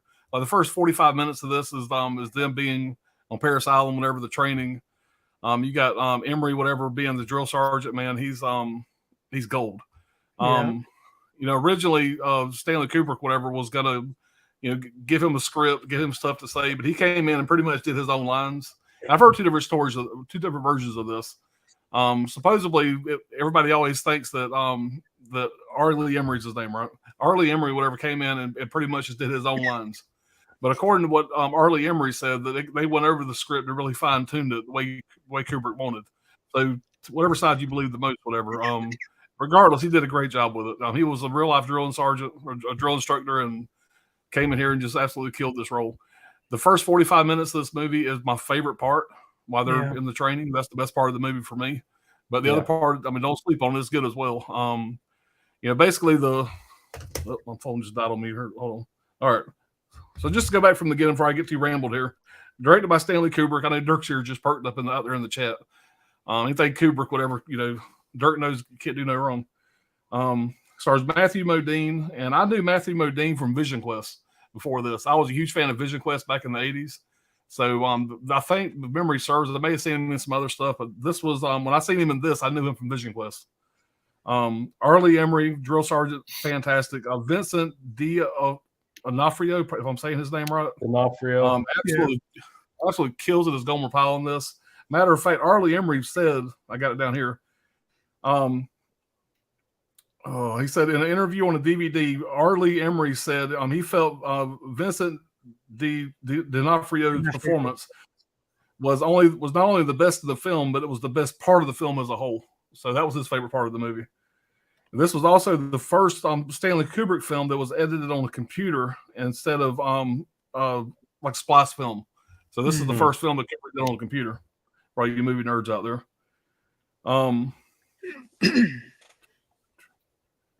According to an interview with Vincent D'Onofrio, the production schedule for the film was so drawn out. Anybody that knows Kubrick's kind of a crazy person as far as perfection, shot after shot after shot after shot. But according to him, the production schedule for this film was so drawn out. The lead actor, Matthew Modine, got married. Listen to this. Got married, conceived a child with his wife. The child was born and then turned 1 year old, all during the course of filming. Gosh, that's pretty crazy to think about. So it took a long time to make, obviously. It says here that in the first part of the movie, in the sequences inside the barracks during the drill, a special lens was designed to keep every single recruit in focus. Director Stanley Kubrick intended that no one was special and they all had the same treatment. Well, that's worth. But the movie's fantastic. Like I said, two movies in one for me. The first 45 minutes, anybody that's watched the movie, spoiler alert, it came out 100 years ago. If you already know, the bathroom scene with Gomer Pyle when he jumps up, the whole scene with him and the drill sergeant is some intense crap. And talking about back in the day when I seen this, when Gomer Pyle, shoots himself, that splatter on the wall, it's done pretty damn well. It's pretty intense. Of course, then you go right into the first scene of the Vietnam, whatever, where they meet the Vietnamese hooker. And of course, anybody back in the day as old as I am knows who Two Live Crew is. Yeah, you got the Two Live Crew song, Me So Horny. Every time I watch that movie now, all I can do is think about the song. But anyway, it's the movie's great. Got great characters. Matthew Modine, Adam Baldwin in this is also great. He plays just an old grizzled, military badass soldier. I've always been a fan of Adam Baldwin, and he kills it in this movie as well. It's just a good time. It's one of my favorite Kubrick movies, maybe probably right behind The Shining. But as far as war movies go, it's a classic. It's a go-to. Anytime I see it on, a lot of times I'll throw it on and just watch the first 30, 45 minutes of it. Just so many funny lines. Get the fuck that off my obstacle. You climb obstacles like old people fuck. There's just so many great things. Your ass looks like 150 pounds of chewed bubble gum. I mean, it's just classic stuff, man. It's the best of any drill sergeant ever. Maybe number 2 for me is going to be Lou Gossett Jr. as Officer and a Gentleman. If I had to pick, my top 5 actors that play drill sergeants, top of my head, that's going to be number 2. But anyway, guys, great movie, great looking steelbook. I'm very happy when the steelbook came out. So in fact, they did a great job with it. Love the movie. It's my number 3. Yep, that's good. It's a really good movie, yeah. Yeah, when I think of that movie, that's the first thing I think about is that bathroom scene. Yeah. It's I've watched it a million times, man. I watched it here recently. It still holds up. Still intense. By the time you get to that part, man, you get to know these guys. You feel bad for Pyle, the crap they did, the code red they did on him with the bars of soap was pretty intense. It's a powerful movie, man. It really is. Let's catch up out there in the chat and see what everybody's saying. We'll just start here, guys. Sorry for left anybody out. Sydney says, my number 3 movie is The Deer Hunter, 78. Man, that Russian roulette scene is rough.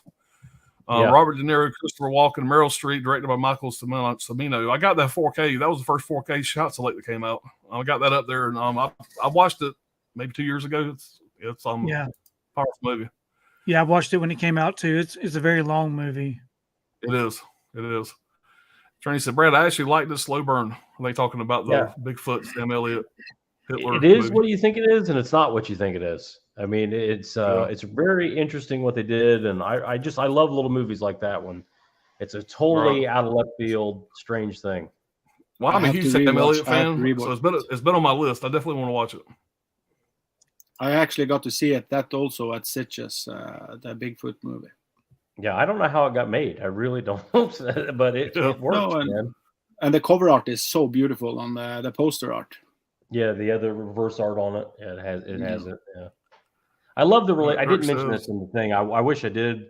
The relationship with him, with the Barr and his brother. every scene they have together is great. I love that whole dynamic, and they're so different. And his big brother Sam Elliott has always been the tough guy, and he's the soft guy, and he just wants to spend more time with him. He just wants to know him more. But Sam Elliott is not the kind of guy you get to know, even though it's his own damn brother. His own brother is his barber, and they sit together, and he doesn't talk to the barber. You know what I mean? It's just a very interesting movie. I'm making it sound better than it is. I really liked it. Yeah, you are. I really liked it. Tony didn't like it. I can see why people wouldn't like it, but I really enjoyed it. It wasn't terrible, but it wasn't what I in my mind I had it built up to something that it wasn't. Yeah, I had also this is a great title for a movie. Very unique title for a movie. It was the first Bigfoot tickets I bought in Sitges. Yeah. The bar is very low for me for a Bigfoot movie because I see a lot of them and usually they're terrible and you kind of expect it, and this is like a real movie. Dirk says still need to see that one, Brad. Bigfoot as in skunk ape ? Or as Bigfoot something else? It's the actual Bigfoot, the one Bigfoot. Wild Reynolds has never seen a Sam Elliott film. Come on, man. Hit me up on Instagram. I'll give you a top 5 you need to start with. Yeah, Sam Elliott's awesome, man. Wild Reynolds says Mask. Yeah, I got it in from Umbrella, but I haven't watched. I've seen it 100 times, but I haven't watched it since I got it in. Big Lebowski. Caveman says The Man Who Killed Hitler and Then the Bigfoot can be streamed through Tubi. There you go. And it has a bigger budget than you would think that kind of movie would actually manage to get. And it actors. Looks really beautiful. Yeah, shot really well. Real actors. I don't know how it got. I don't know how it works, but it happened. One of the greatest opening scenes of all times. I don't know. Probably talking about. Yeah. It's the Bigfoot movie. Yeah. RP Tom Sizemore, man, I hated to hear that, man, because they no surprise. I know he had a rough life, but I mean, and he was one of the greatest supporting actors, man. He passed away some days ago, or yeah. Brain aneurysm, I think, is what the cause was. Lots of war movies for him. Yeah. This is going to sound really stupid after talking about Tom Sizemore dying. Tony, was there a slip for The Man Who Killed Hitler and then Bigfoot? There was. It's very hard to get. Yeah. Okay. Yeah. There's just Mission accepted. Mission accepted. There's reverse artwork. I'll show you. So this is what the slip looks like, I believe. Mm-hmm. And then there's reverse artwork. Yeah, that's the original poster. Yeah. That's the one I saw in Spain. But there's no Bigfoot on it. So, I mean, how can you have that? Yeah, see? There you go. That was what's drawn me into the film, that there were no Bigfoot. I didn't understand what the fuck this movie was about, and I didn't want to see a trailer or anything. So it was like I was going blind into that cinema. And then they have a pretty, then really the Bigfoot shows up. Yeah. The whole ending. Yeah. Sydney says, Saving Private Ryan, awesome movie. The whole bean. Let's not forget Victory with Michael Caine and Sylvester Stallone. Yeah, I haven't seen that movie in forever. Christy says Full Metal Jacket is Kubrick's masterpiece. MICKEYM. Yeah, Mickey Mouse as they sing and march on. Yep. And that's so sad, that ending. Wild Reynolds says Full Metal. Arlie Emery, great. What is that? A jelly donut? Yeah. Another great sound for demos has to be the bank scene with Neo and Trinity and the Matrix. Yeah, that's another good one. The best I've found though of anything, even better for Saving Private Ryan to me, is the scene from Mad Max Fury Road when they're getting ready to go into the big snowstorm or sandstorm. That's not only just the sound, whatever, but it's also I got the Philips Hue lights in here, like you see behind me. They're all over the damn room. Same way, Batman Rises is another one that's good for sound. Yeah, the Dark. But that scene, man, and Mad Max Fury Road going through that all that orange, whatever, man, it looks ridiculous. Hey, I wish I could. Yeah, sorry. No, you go ahead, Gizmo. No, I was just saying, I wish I could show you the Mental Lab edition I have of Dark Knight Rises just to ruin your day. Yeah. That's my best release so far. So I was going to ask Brad, was that you were showing a 4K for that? It's not a 4K. I know, but is it in a black case or something? Okay, but it's in a black case. Yeah, it came in an eco case, and this is a Severn black case. You know what I just did? I got up and walked to my 4K section to see Yeah. why I don't have that 4K. Yeah. No, came with an eco case, and I hate them, and I had extra Severn cases, and I just use that. Yeah. And Dirk says, hell yeah, brother, Full Metal Jacket, definitely my number one war movie of all times. Yeah, I couldn't argue with being number one too. It's a go-to for me when I want to watch a war movie. It's a go-to. Matthew Modine as Joker, so damn good. So Matthew Modine as Joker, I guess maybe some of the animated Joker stuff? No, Private Joker. That's what Joker, that's what a his nickname dumbass. was. I see Joker, yeah, what a dumbass. The Yeah, let me see your war face. Yeah, but when he does I'm a dumbass. When I seen Joker, my first thought was, damn, did he play Joker? I just watched You the thought movie about that yesterday. musical. You thought about the Yeah. musical is what you thought of. Yeah. Guys, this is live. If my dumbass is gonna seep through every once in a while. So y'all, I don't know what to tell you, can't hide it. Chris says when they are all in the camp, this is his birthday, this is his day. There's a lot of quotable lines I don't feel comfortable saying here. But yeah, really? Just go watch the There's some good ones. Lee Will says, believe it or not, Full Metal Jacket was shot entirely in England. Yep. 24 watching, only 13 likes. Yeah, I mean, y'all hit that like button. I think it's supposed to help out. Dirk says, 7.62 millimeter Full Metal Jacket. I am in a world of shit. I mean, he looked absolutely insane. That final few seconds, whatever, before his cheese had slipped off his cracker. Anthony says, I really like Black Hawk Down in the Hurt Locker. The music that plays at the end of Hurt Locker when Jeremy Renner's character just walking back into the fray is badass. Love the final shot. Yeah, that may or may not come up later. Wild Wrangler says, never seen Sam Elliott Bigfoot, I have seen his films. Okay, so you haven't seen that, but you've seen his films. I got you. And he says, America ain't afraid to walk during the day. Gizmo, America brings the battle to them. Everybody else is walking at night, so the Americans won't see them during the day. Yeah. So that's, they're hiding. All right. Caveman says, my nickname in HIH. Nurse, my number 3 has to be Paths of Glory, another great Kubrick. Number 2, Dr. Strangelove by Kubrick. Yeah, I got number 1. I got the Kino release. I haven't watched it yet. I do want to watch the Kino release. Number 4, Barry Lyndon. Lee Wilson said, respect to Tony. It's like a mini blockbuster when he goes to find a movie. Yeah, I know. Yeah, that black case had me. I had to go see why I didn't have the 4K. When Tony gets up and walks back there, to the back 40 of his room, whatever, you never know what he's going to pull out. It's always going to be something fun. So, but it's funny because he walks back there, he's so big, he gets smaller and smaller and smaller. It's like a bowling alley. Yeah. Right. Caveman said, my nickname in high school was Bigfoot. I was 5 foot tall freshman, year size 12 shoe, and one year I jumped to 6'2", size 14 shoe. Yeah. I was 6 foot tall in 5th grade. And anyway, I got you beat on all that. So I think I was half Bigfoot. I think my dad found me on a camping trip. I'm not sure. All right.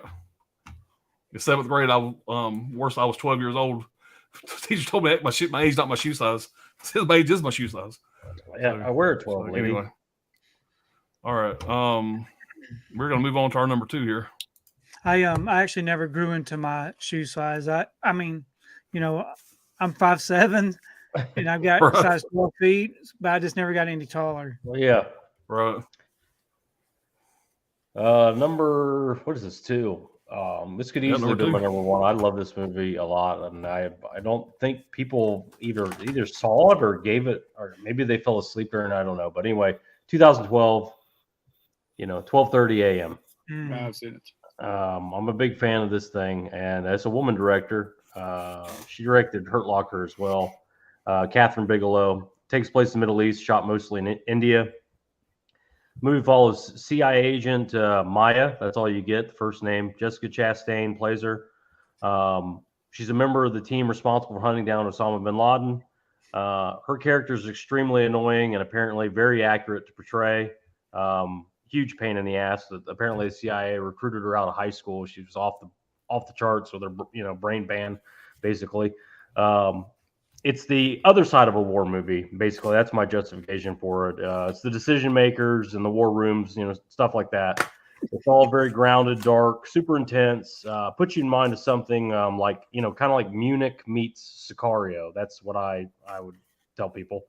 But what you're in it for is the operation that doesn't start till almost 2 hours into the movie when they find and kill Bin Laden. It's great. Instead of dropping a bomb on the compound, they send in the Navy SEALs, who proceed to turn it into a complete and total disaster of an operation. It's equal parts awesome, hilarious, and apparently 100% accurate, right down to them crashing the damn helicopter on Bin Laden's front lawn. I love when they shoot everyone when they're clearly down, and there's like the other guys are walking by and they put like 3 extra in them. It just seems so bizarre, but it's kind of like standard practice for that cartridge that they're using. But it never gets old. Like, you just go, like, seriously? They put this in the movie? Because, it's just, they didn't need to do it, but I love that they put it in there for realism. But it's not like boom, boom. It's like delayed. Like 8 seconds later, 2 more guys will shoot the same guy in the chest 2 more times. I don't know why I always like that guy. I always like that stuff. I love how they talk to each other. They're like the most laid back guys ever. Like, it's not even serious to them. It's almost a game. The leader in the group says, "I smoked this guy and his wife. She's going to bleed out," and then they just carry on with their work. Then when they get Bin Laden, they want all the hard drives off off all the computers in the house. And these apes immediately start smashing all the computers, trying to get the hard drives out. I mean, it's just the way they start. Everything is a mess in this. They breached the wrong doors, but somehow it still worked. They got the body, got him out of there. I love the call sign when they call out that the mission is accomplished. When they say, Geronimo, forgotten country, Geronimo, the hairs on the back of my neck standing up. I love that whole sequence. I love that end. It's probably one of my all-time. If we did a top 5 endings, this would be in there for me. I love that end sequence. I love everything about it. Yeah, man. If you haven't seen this one, don't sleep on it. It's long, it's boring, but there is a lot of tension to it, and it's a really interesting one. But I like it. Yeah, it's a really good one. Yep. I love, there's a little bit I forgot to mention. So when they're on their way to kill Bin Laden, they're in the helicopters, and Chris Pratt plays the lead of the SEAL team. And he's listening to the headphones. Like, what do you listen to, man? He goes, "I'm listening to Tony Robbins. I got big plans after this. Oh, I'm excited to tell all you about it." It's just like, I don't know. It's just everything about it. I love that. I love that movie. Yeah. I had to look what movie I picked. What is it? Well, the second place for me has to go for the best American war movie ever made, in my opinion. And it's made by an American. I don't understand why people call him British or English, but Stanley Kubrick was born in America, and he made most of his films there. And so I would say he's a pure American. But he made a bunch of war films. I think he has 4 or 5 or something. Dr. Strangelove, Paths of Glory, I think, isn't it? Paths of Gloria. And he also has Spartacus. And then in '87, he came out with Full Metal Jacket. And for me, this film is mostly sad, because I think this is the most unnecessary war ever that has ever been. And I think this must be the darkest period of America ever.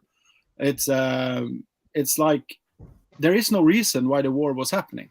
And that's the saddest thing with it. And with the ending, when they have this Mickey Mouse song, the reason why I think the ending is so sad is because they are moving on.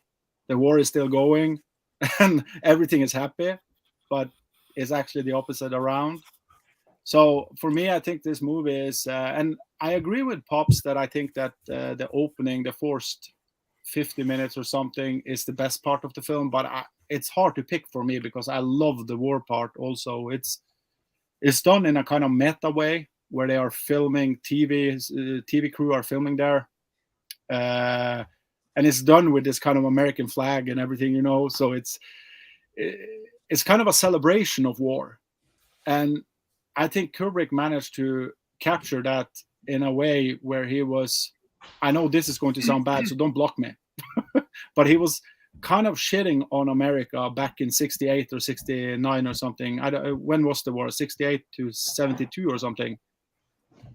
But I think he was kind of going really against the American war system back then.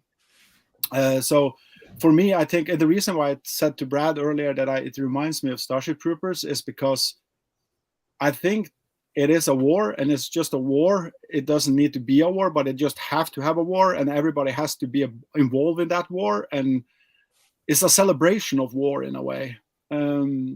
So for me, I love Full Metal Jacket, and I do think it's a movie that should be celebrated for thousands of years in the future, just because it's a war movie. Yeah. So everybody watch Full Metal Jacket. Well, you know, it's an 80s movie in 2023. We're still putting it in top 5 lists. So I think it will. Yeah. I think Yeah. it'll definitely hold up. Yeah. Yeah. Great And the pick, man. Joker character is kind of a really strange protagonist. He has like this peace sign on his jacket and Born to Kill on his helmet. Born to Kill. And I found it just amazing how they made that work in a film. Yeah, him being ironic. Like He might have that. overused the John Wayne stuff just a little too much, though. After about Maybe, the 4th or 5th yeah. time of him impersonating John Wayne, I thought, okay, I'm done with that. But, you know, it is what it is. That was his character. That's how he got the Joker name. But And I would just add, is it okay to add one more thing? Or Yeah, go ahead. Yeah, sure. The ending of the film, you know, when I'm spoiling stuff now, but it's probably okay since the movie is from 87. The sniper in the ending, I remember when I saw this film the first time, and it was a female sniper. It made even the ending more sad, because I think that if a human being or a man kills another man, you can live with it in a way. But if you kill a woman, I think it's 10 times as hard. And I think that was something Kubrick was doing a statement on. Not only that, it was more, of course, but I think that was one part of the thing, because I was sitting there as an audience just feeling fucked up afterwards. It was a really hard watch. yeah. You see, That women reminds should me be after the able to stream. Don't watch. forget to go down and feed the girls you got down in your basement tied up. You did feed them. It's almost feeding time. So that's why he keeps They them are in alive. military uniforms. If he would have married her first, he'd had no problem killing her. No, of course. And every woman I married will snipe me.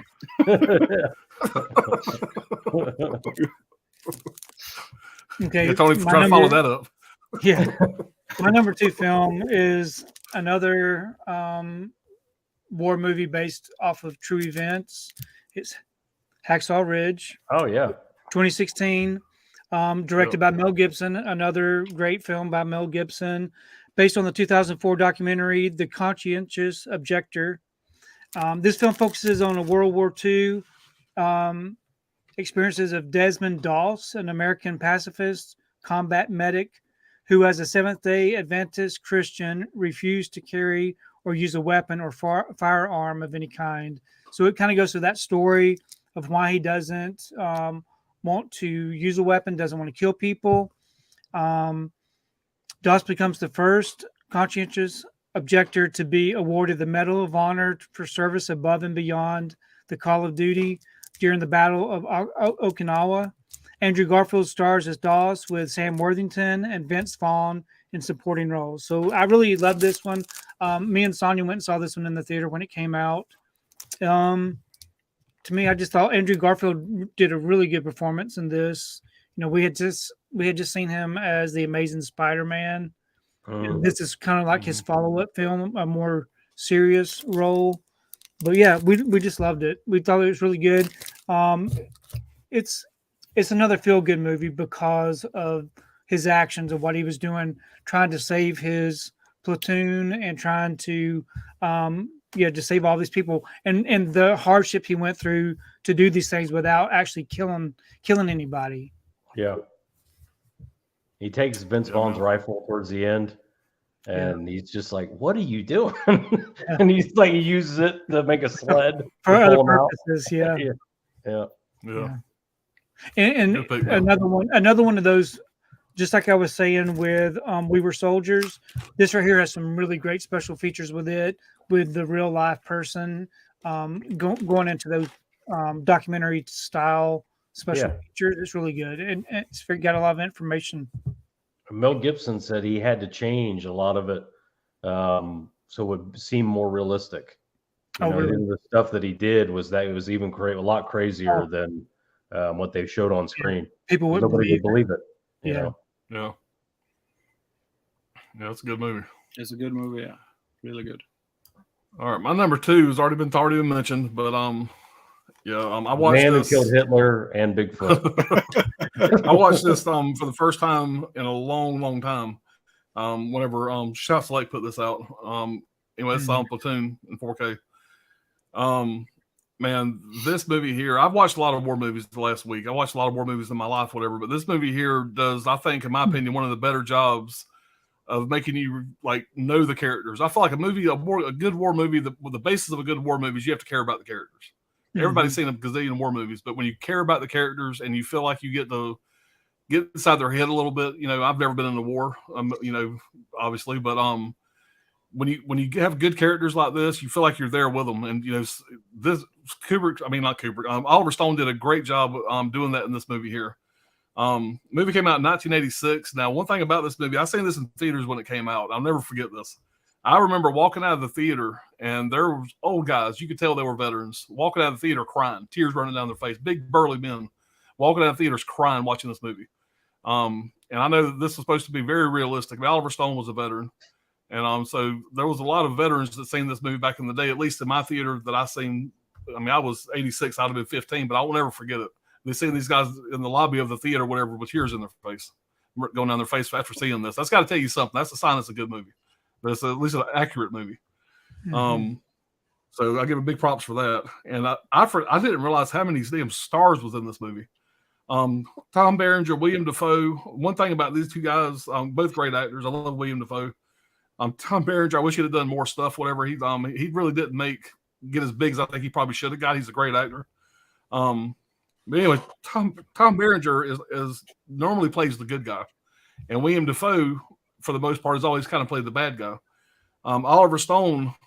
I'm just going to just do exactly how I wrote it down here. Oliver Stone, he intentionally cast Tom Berenger and William Dafoe against type. Berenger was mostly famous for playing good guys, while Dafoe primarily played villains up to this point. Both men received Oscar nominations for their work in this. So that's pretty interesting. He decided to kind of flip the script there a little bit. The basis of the movies, you have a guy named Chris Taylor, played by Charlie Sheen, finds himself caught in a battle of wills between two sergeants, one good and the other evil, a shrewd examination of the brutality of war and the duality of man in conflict. But some of the cast in this, like I said, Tom Berenger, William Dafoe, you got Charlie Sheen, and in my opinion, the greatest thing he's ever done. I like Charlie Sheen. He's been in some fun movies, but as far as an acting role goes, this is the best I think Charlie Sheen's ever acted. Keith David's in this. I love Keith David. I'm a huge Keith David fan. From The Thing, something about anything Keith David's in, he elevates the movie. Keith David was great in this, and I don't remember him being in this. Like I said, I hadn't seen it in years until I watched this came out, and I watched it again a couple days ago. You got Forrest Whitaker, you got Kevin Dillon, probably the biggest thing he's ever been in. Matt Dillon's brother. John C. McGinley, you probably know him from things like Point Break. He played the asshole boss, whatever. He also, from Scrubs. John C. McGinley is always a lot of fun. Johnny Depp, I forgot Johnny Depp was in this. Not a very big role, but he's in this.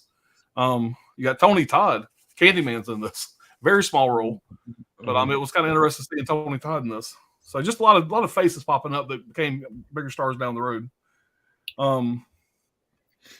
With this movie, Oliver Stone, I think somebody mentioned this earlier. I think you did, Tony. But with this movie, Oliver Stone became the first Vietnam veteran to direct a major motion picture about the Vietnam War. He was also the first Vietnam veteran to win an Oscar for Midnight Express in 1978, and became, with this film, the first Vietnam vet to win an Oscar for Best Director.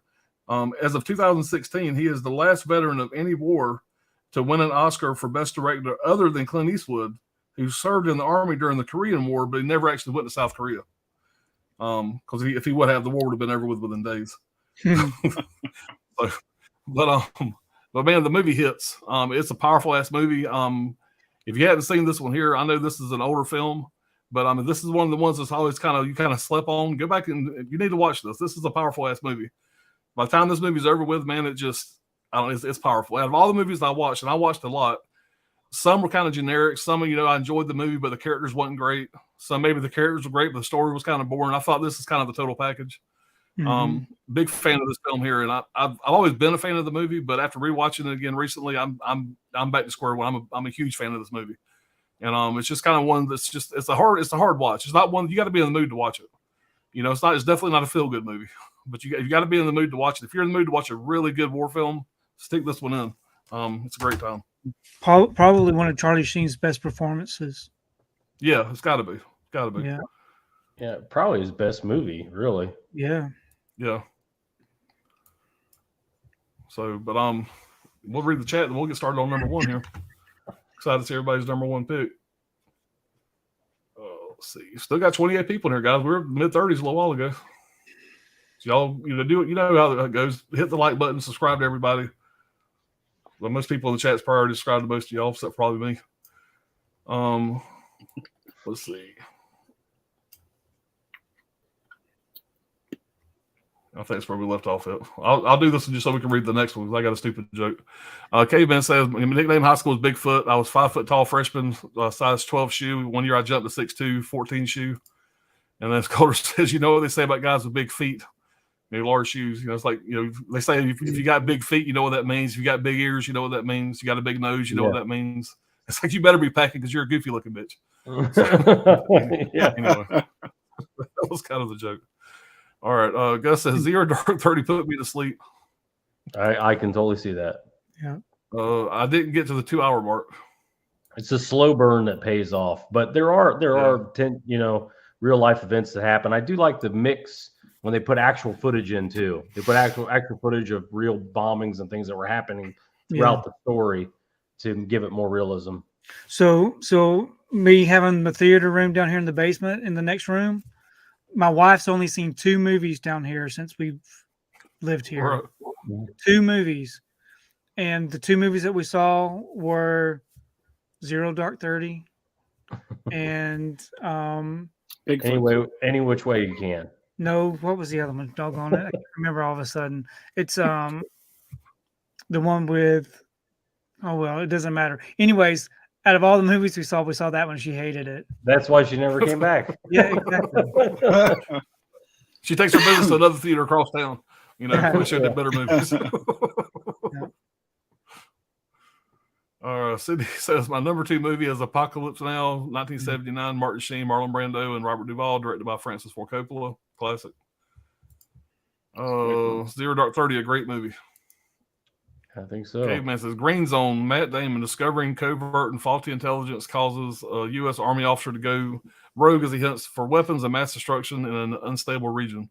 Well, that came out, whatever. It didn't do. I never seen that one. I do know the movie though. But I've never seen it. Chris says, "What's the movie about the Benghazi Secret Service?" That's a really good one too. That's like a Brady question. I'm not sure. I know what he's talking about. I can't think of it. It's about 13 hours, is it? I haven't seen that, so I'm not sure. Is it 13 hours? I think it is. That's the Michael Bay movie, right? Yeah, I think so. I don't remember who did it. It might be. Yeah, it's Michael Bay. I'm pretty sure. Awesome pick, Brad. I think it's underrated. Yeah, 13 hours. Yeah, Scully just said 13 hours. Thank you, man. I love that movie. Very brutal, and it does not let up the whole time. Yep. Good to see Full Metal Jacket getting some love. Yeah. Dirk says 0 Dark 30. Hey, love what you love, but I get sleepy. Yeah, Full Metal Jacket should be everyone's number 1. Of course, it's Kubrick. Of course. Wild Wrangler says, Pops, you have time to tell your Samantha Fox story? If not, it's okay. Yeah, I mean, we do, obviously, but I'm going to save that for our next bullshit stream. Like I said, it's just a funny story, but yeah, I'll save that for the next bullshit stream. Stay on topic here, man. We're very, very on top of things here. Yeah. Sadie says Hacksaw Ridge, great movie. Yes. Gus says Hacksaw Ridge is great. Yep, great film, Tony. Vince Vaughn is great in Hacksaw Ridge. Sculder says Mel Gibson, great director, which he would direct more films. I'm He's in excited to see him development. direct the next Lethal Weapon. He's going to direct that since Richard Donner died. And a sequel to Passion of the Christ he's in development on. Right. Sculder 22. Mel Gibson. Yeah, we just read that, didn't we? Lee Wilson. Near Dark, Point Break, Strange Days, The Hurt Locker, Zero Dark 30 in Detroit. Not a bad CV from Catherine Bigelow. Yeah, she's really good. Yeah, she is. Very strange woman. Very odd. She's like a guy, just very deliberate, and she's all about her work, all about her job. Yeah. Dirk says my number 2 has to be 300. Love the look, the vibe. We Are Sparta. Yeah, man, that's it is amazing. So is an amazing movie. The style of it is just amazing. Yeah. Phenomenon back in the day when it happened back in 2006. Oh man, yeah, that was still holds up too. Trains a Sculder. He's too old for that shit. My Danny Glover voice. Yeah. Lee Wilson, is there any mileage?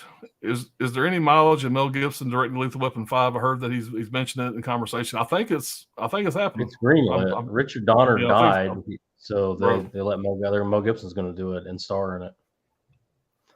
Yeah, that's going to be a watched ass right there. I'm a huge Lethal Weapon fan, man. I've watched this movie so many times. Yeah. Still need to get a 4K box set of that. Chris said, another honorable mention, Glory, Denzel Washington, his first Academy Award, I think. Yeah, I'm a big Denzel fan. That is a really great movie. It is. Scholar says Eastwood can teach him a thing or two how old men make a movie. There you go. Yeah. Yeah. Say it again. Preach. Chris says Oliver Stone is a trippy cat. His other movies are a bit controversial, like Nixon, and one of my favorites from him is Alexander. Yeah. I don't think if I've seen Nixon or not. I like JFK. JFK's a good one. Not sure. Yeah, that's another good one. Yeah, I like Casualties of War. Michael J. Fox and Sean Penn. Yeah, I'm a big fan of that movie. Scholar says my top 5 was y'all help me out here. Taya Gee, the Brother of War, Braveheart, Kingdom of Heaven, DC, Saving Private Ryan, and Black Hawk Down. Solid picks. Kingdom of Heaven. Part of the trilogy they said earlier. Ridley Scott, Kingdom of Heaven, I think. Yeah. Andy's Horror More. Out here. Due Process is the Bullet. The Green Berets. That's John Wayne. I think. John Wayne, ain't it? Yeah. Lee Will says 4 a.m. in the UK, but it's great to interact with the panel and join the stream. Well, I appreciate being here, Lee. Cool, man. Much appreciated, man. I've got a UK stream next Saturday morning at 9 a.m. At 9 a.m. Yeah. What's the subject They're matter? 5 hours. They're 5 hours ahead of us. Yeah. What are y'all gonna be talking about? No clue. Whatever they want to talk about, I guess. Yep. There you go. Sometimes those are the best streams. Talk about everything. I guess it's 13 hours. Andy says ideals are peace, history is violence, fury. Yep. All right, Meg Pilot 77 and Glorious Bastards. What the fuck is a cartoon fiction historical revisionist movie? I wouldn't put that in the war genre category. Yeah. Still a war movie. Number 1. Yeah, I'm a fan of the movie, and like I said, Hitler's in it. Come on, man, it's got to be a war movie. While Rayler says, "Thanks, pops." Jarhead is a war movie, 2005. Jake Gyllenhaal and Jamie Foxx. Jarhead. Yeah, I like Jarhead. I watched it get ready for this. Didn't make my top 5, but I liked it. Was that movie only about the recruit, or was it more? I don't remember. It's about one sniper that goes over to the Middle East during the Gulf War, I think. But the most of the film is about recruiting, or like the build-up of the soldiers, or it's about half and half. Yeah, okay, on base camp, and like Full Metal Jacket in a way. Yeah. All right, Damn Dirty Ape says, I'm late, but isn't the Last Samurai war movie that might make my top 5? Absolutely. Yeah, Absolutely. sure. That's one of my favorites. Yeah. It's not my top That's one 5. of the two. But it's one of my favorites. That's one of the 2 Tom Cruise movies I've never seen. So I still got to watch that. You need to see it. Oh, it's an epic movie. That's what everybody tells me, man. It always slipped through the cracks. Chris says, Kingdom of Heaven is great. All right, it says, I could have killed them all. I could have killed you. In town, you're the law. Out here, it's me. Don't push it. Don't push it. Don't push it. Or I'll give you a war you won't believe. Let it go. Let it go. So Anthony's into those quotes. What movie's that, Alan? Yeah. Oh, I wonder. Trainee says, Scolder, we both know your number 1 is The Thin Red Line. That's a good one when they blew up his ass. Clip that.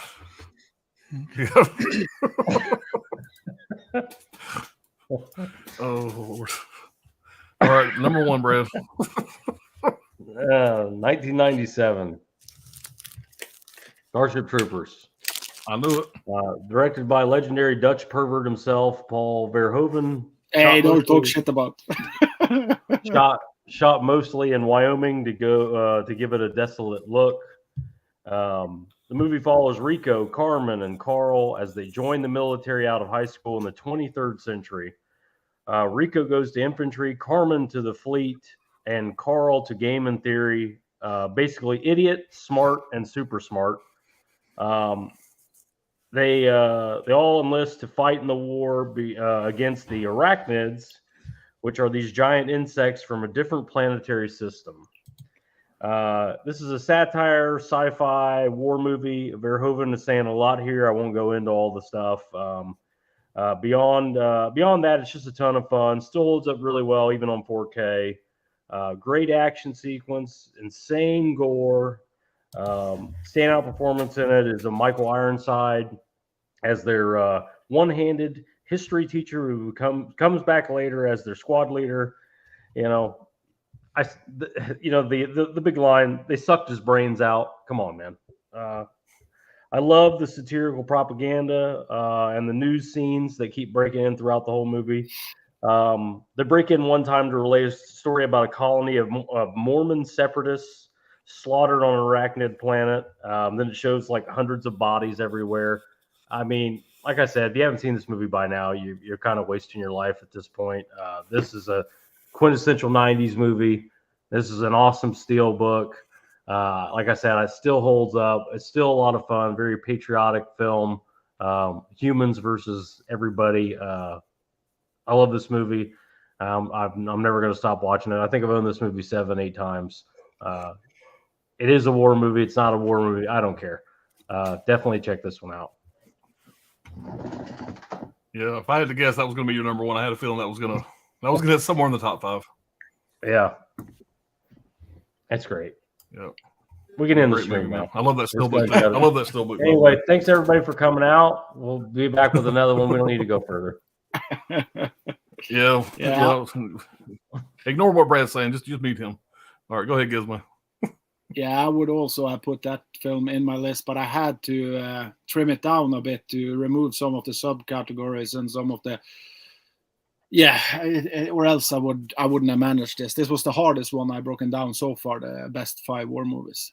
My number 1 film is not a movie I will recommend to anyone, but it's the hardest movie I've seen in my life. If you take away like animal cruelty documentaries, that's the worst thing I see. But this is the hardest fiction movie. Is that how you say it? It's directed by a person I already mentioned, and it's L.M. Klimov, and it's Come and See. And I think this movie is the closest you can come. I have never been in a war, of course, but I think must be the movie that is closest of the feeling that you have if you are in a fucking war. It's wrecked me after I saw it, and I've seen it 2 times now. It probably take 5 years before I put it on again. It's set during the World War II in 42 or 43. It was when the Germans occupied part of Soviet Union, and in Belarus is this, as we call it today, though. and we following a young Belarusian, I think you say. It's hard in English, but I think it's Belarusian you say in English. Kid that is for Russian. Yeah, even though it's Belarus, we still say Belarusian. Okay. But he's forced to join the resistance fighters in Soviet, and we follow this little boy through the story where he ends up experiencing the worst things you can ever imagine. It's like mixing a Serbian film with probably Hostel and Saw, and then you put a little bit of Saving Private Ryan there, and then you have this movie. It's probably the movie also that most cinematographer ever has talked about, like being the best cinematography for a film ever made. Even 1917 have used a lot of their shots, not copying, but inspired by this film. And I only know that because I saw the interview on this Blu-ray from Criterion. It's of course a pro-Russian film, or pro-Soviet, I would say, because it's hard to say Russian and Soviet. It was a lot bigger before. But I do think it's probably one of the most important war movies to ever see, because if every leader in the world see this film, I think we will not have any more wars, because this is how it is to be in a war, I believe. It's just fucking insane. And it's the closest movie I also come after I become a grown-up that I actually almost start crying watching, because it's heartbreaking to see it. You see this kid also, in the end, this fucking kid looks like he's 80. And I know it's some makeup there, but it's mostly acting, and he was tormented during the shot also, and you can see that. It's yeah. And what I just want to say, a fun fact, I had to write it down because I didn't remember the numbers, but I think it was around 60 million or 70 million lost during the Second World War. Russia lost 30 million. Only Russia lost 30 million during the war. And the most of the people they lost was battling the Germans in the south. And without Russia, the German would have ruined the world now, I believe. So it was, we should thank them for that. But now they can go and fuck themselves after what they've done in Ukraine, of course. But it's they saved also the north of Norway, where I'm from. Where I'm from, the Germans burned down every houses, raped women, killed everyone. And all my grandparents were in the war, and my father was born during the war. And if you look pictures at Finnmark, Norway, you see that there is no houses left except the churches. The German left the churches just because of, God, of course. But Norway was really hard hit. And this movie needs a 4K, for fuck's sake. It's the movie I want on 4K most of anything out. All right, calm down. I saw that movie. I thought it was tame as hell. I don't know what everybody was talking about. A cow gets shot, some people get burned up in a house. I don't know. Like, I didn't get it. But I got to rewatch it. I bought the damn thing. I'm going to rewatch it 3 or 4 more times to try. Johnny Walker loves that movie. He won't shut up about it. And I'm just going, man, I don't even know what you're talking. I watched it. I just couldn't get into it for some reason. Yeah, I bought it from Criterion from John's recommendation. I haven't watched it yet, but I need to check it out. I watched it. And I agree with what Gizmo was saying about it. It's a good movie. And like he said, the way that this boy looks afterwards, if you look at the cover of his Criterion case, it looks like an old man. It looks like an older person. So whenever I was watching the movie, I'm thinking, okay, who's this kid? But that's who that kid is. And I don't know. I liked it. I liked the story. And it's not about the graphic violence in this film. It's more about the impact you have on the people. Just thinking about burning every family and taking the women out to rape them and everything like that. It's a hard watch. And the ending also, I don't want to spoil anything, but the thing is that in the ending, you're also sitting with this film thinking, is there any hope? Because it's the same with the other Russian film I just mentioned. It's like, everybody know who lost the war. But in the ending, when the Soviet Union takes control, or at least in that town, it's fucking hard to see the Nazis also gets into those kind of shitty things when you know what they are going through afterwards, because there's only humans. Everybody is sacrificing themselves for stupid people in the top, and that's what every war is about. It's not about the soldiers; it's about the people on top. Mm-hmm. So this movie is actually about never go to war against anyone. It's it's a strong movie. And Come and See is also a perfect title. Come and see this film. Have fun. Yeah.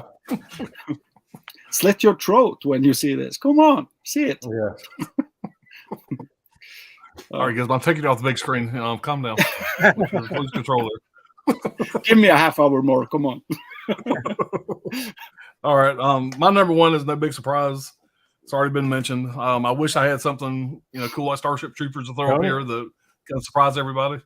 But before I do that, I'm gonna let Tony give it his number one. Yeah. Because I just screwed up completely there. He does this. He does this every once in a while. We'll fix that in post, guys. I was He excited. He wants to go first. My number one is 1917. I got to see this one in the theater. I really like this one. So it's a 2019 war film directed and produced by Sam Mendes, who also co-wrote the film. It's partially inspired by stories told to Mendes by his paternal grandfather, Alfred, about his service during World War I. The film takes place after the German retreat to the Hindenburg Line during Operation Alberich, and follows two British soldiers, Will Schofield, played by George McKay, seen right there on the cover, and Tom Blake, played by Dean Charles Chapman, in their mission to deliver an important message to call off a doomed defensive attack. So we follow these two guys through the trenches, through the countryside, through this whole war, trying to reach someone to let them know about an attack that's going to happen. And the way that they did this film was like a one-shot film. And, I wasn't expecting that when I was watching it in the theater, because, I don't research or watch trailers before I go to films, because I like the element of surprise. So when I saw this and was watching it and seeing how it was being acted out, and to me, I thought the cinematography looked great and the story was intriguing. There was battles, not like your typical war type film though, where it was just battle after battle after battle. It's more geared toward what these two young men were seeing throughout their journey through trying to get this message out. And so I just love the way it looked. And I think it being one of my most recent war films that I've seen, is kind of why I ranked it at number one, because it's probably something, I did recently watch All's Quiet on the Western Front. Is that what it's called? Mm-hmm. Yeah. I just watched that last week, which was a good film. It kind of put me in mind of 1917. It kind of looked the same type style, but definitely two different types of films. But not All's Quiet on the Western Front was more dark and more you could see the darkness of war. And in 1917, it wasn't typically like that. It was bad, the war, but it being more focused on just two individuals made it a little bit more easy to watch. So that's my number one pick. Yeah, man, that's one of the last movies I seen before COVID hit. I remember seeing that in theaters, and that was a great theater experience. Yeah, it was really good. So. Yeah, great. And plus Tom McKay, I think that's his name, does really good. I thought he's a really good actor. Yeah, that's a hell of a pick, man. It's one of my favorite war movies. I was gonna say that one there, when I seen it, like you, it was more one of the newer war films I've seen, and so it easily could have made my top five. But yeah, almost made my number five. It was in the running for my number five. All right, it's my turn now, right? So yeah, sorry about that, Tony. I didn't mean to leave you out there. That's okay. You know how it is. All right, so my number one for real this time. Again, we've already talked about this before. I wish I had something cool to talk about that was like hadn't been mentioned yet, but this is my number one war film. That's what it's supposed to be. It's supposed to be about our top five. This is no doubt my number one war film, and it's Saving Private Ryan.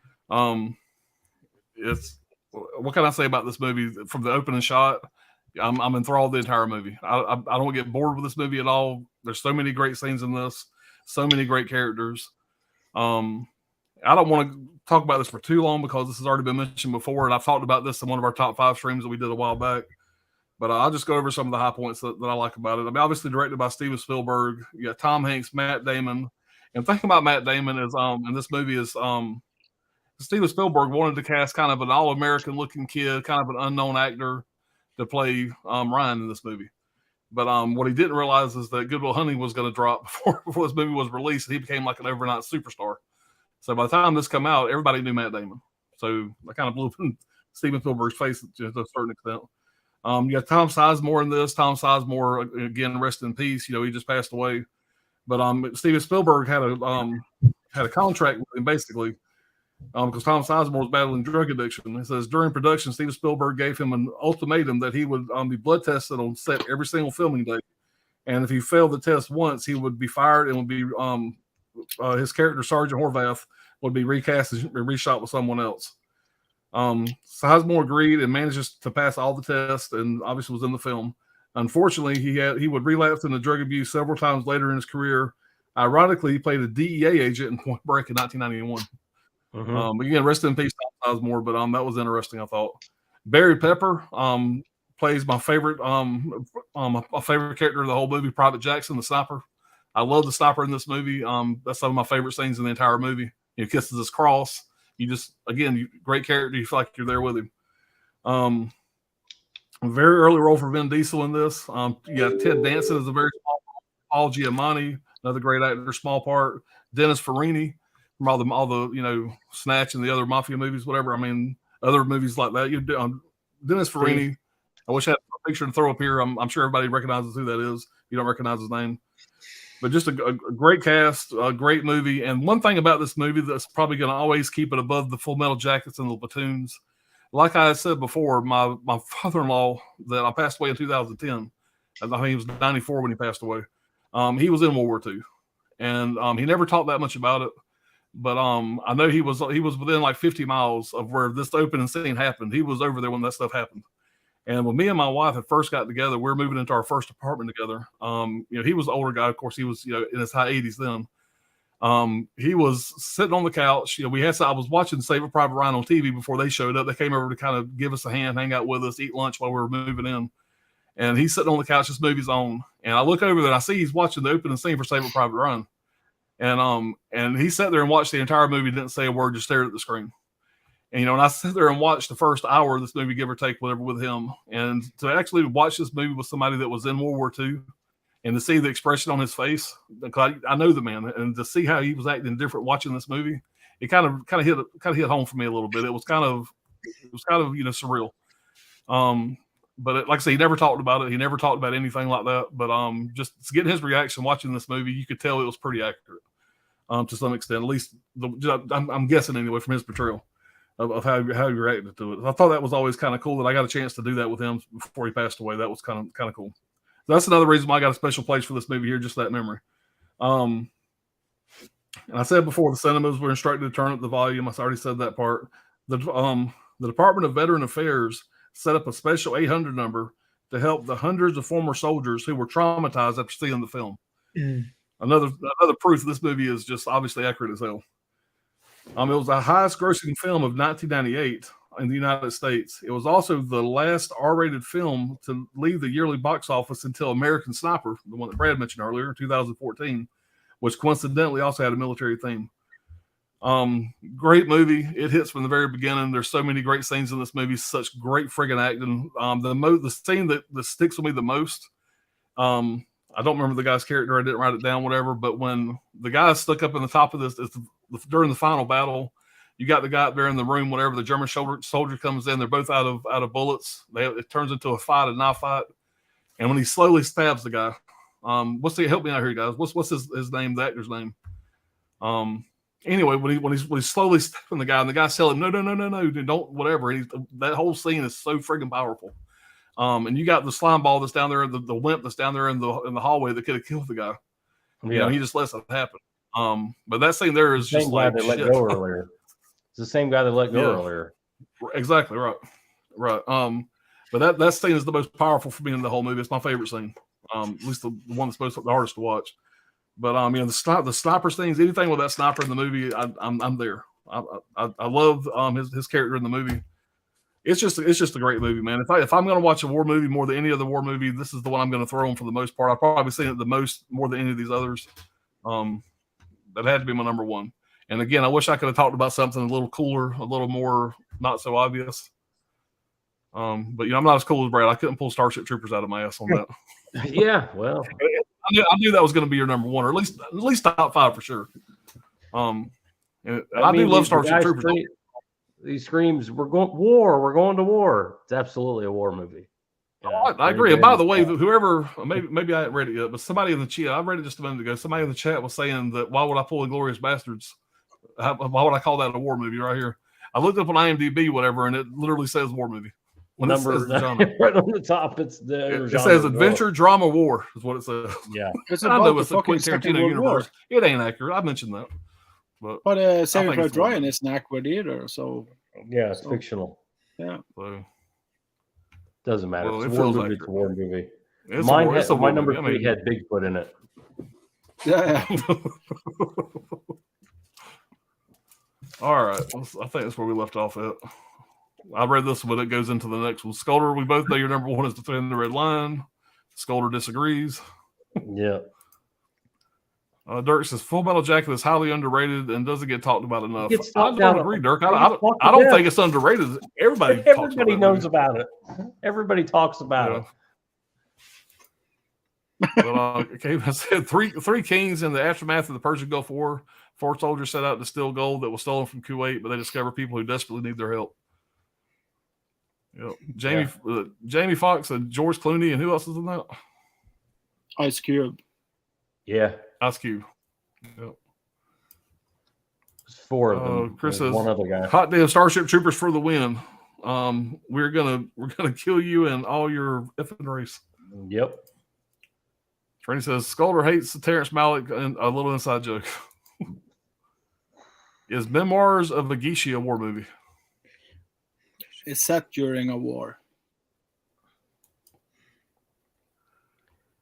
Sidney Eubanks, my number one movie is Saving Private Ryan, 98. Tom Hanks, Matt Damon, directed by Steven Spielberg. Oh, yeah. Everyone fights, no one quits. You do, I'll kill you myself. Yep. Oh, yeah.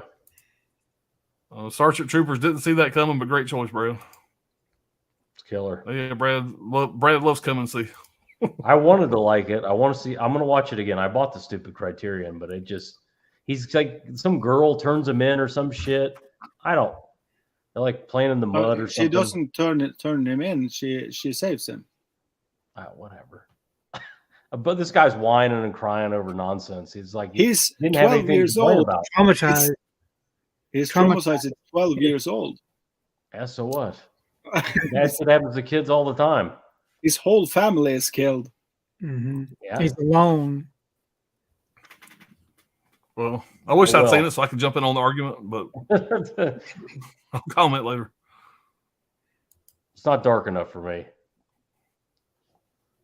Come and See, very good war film.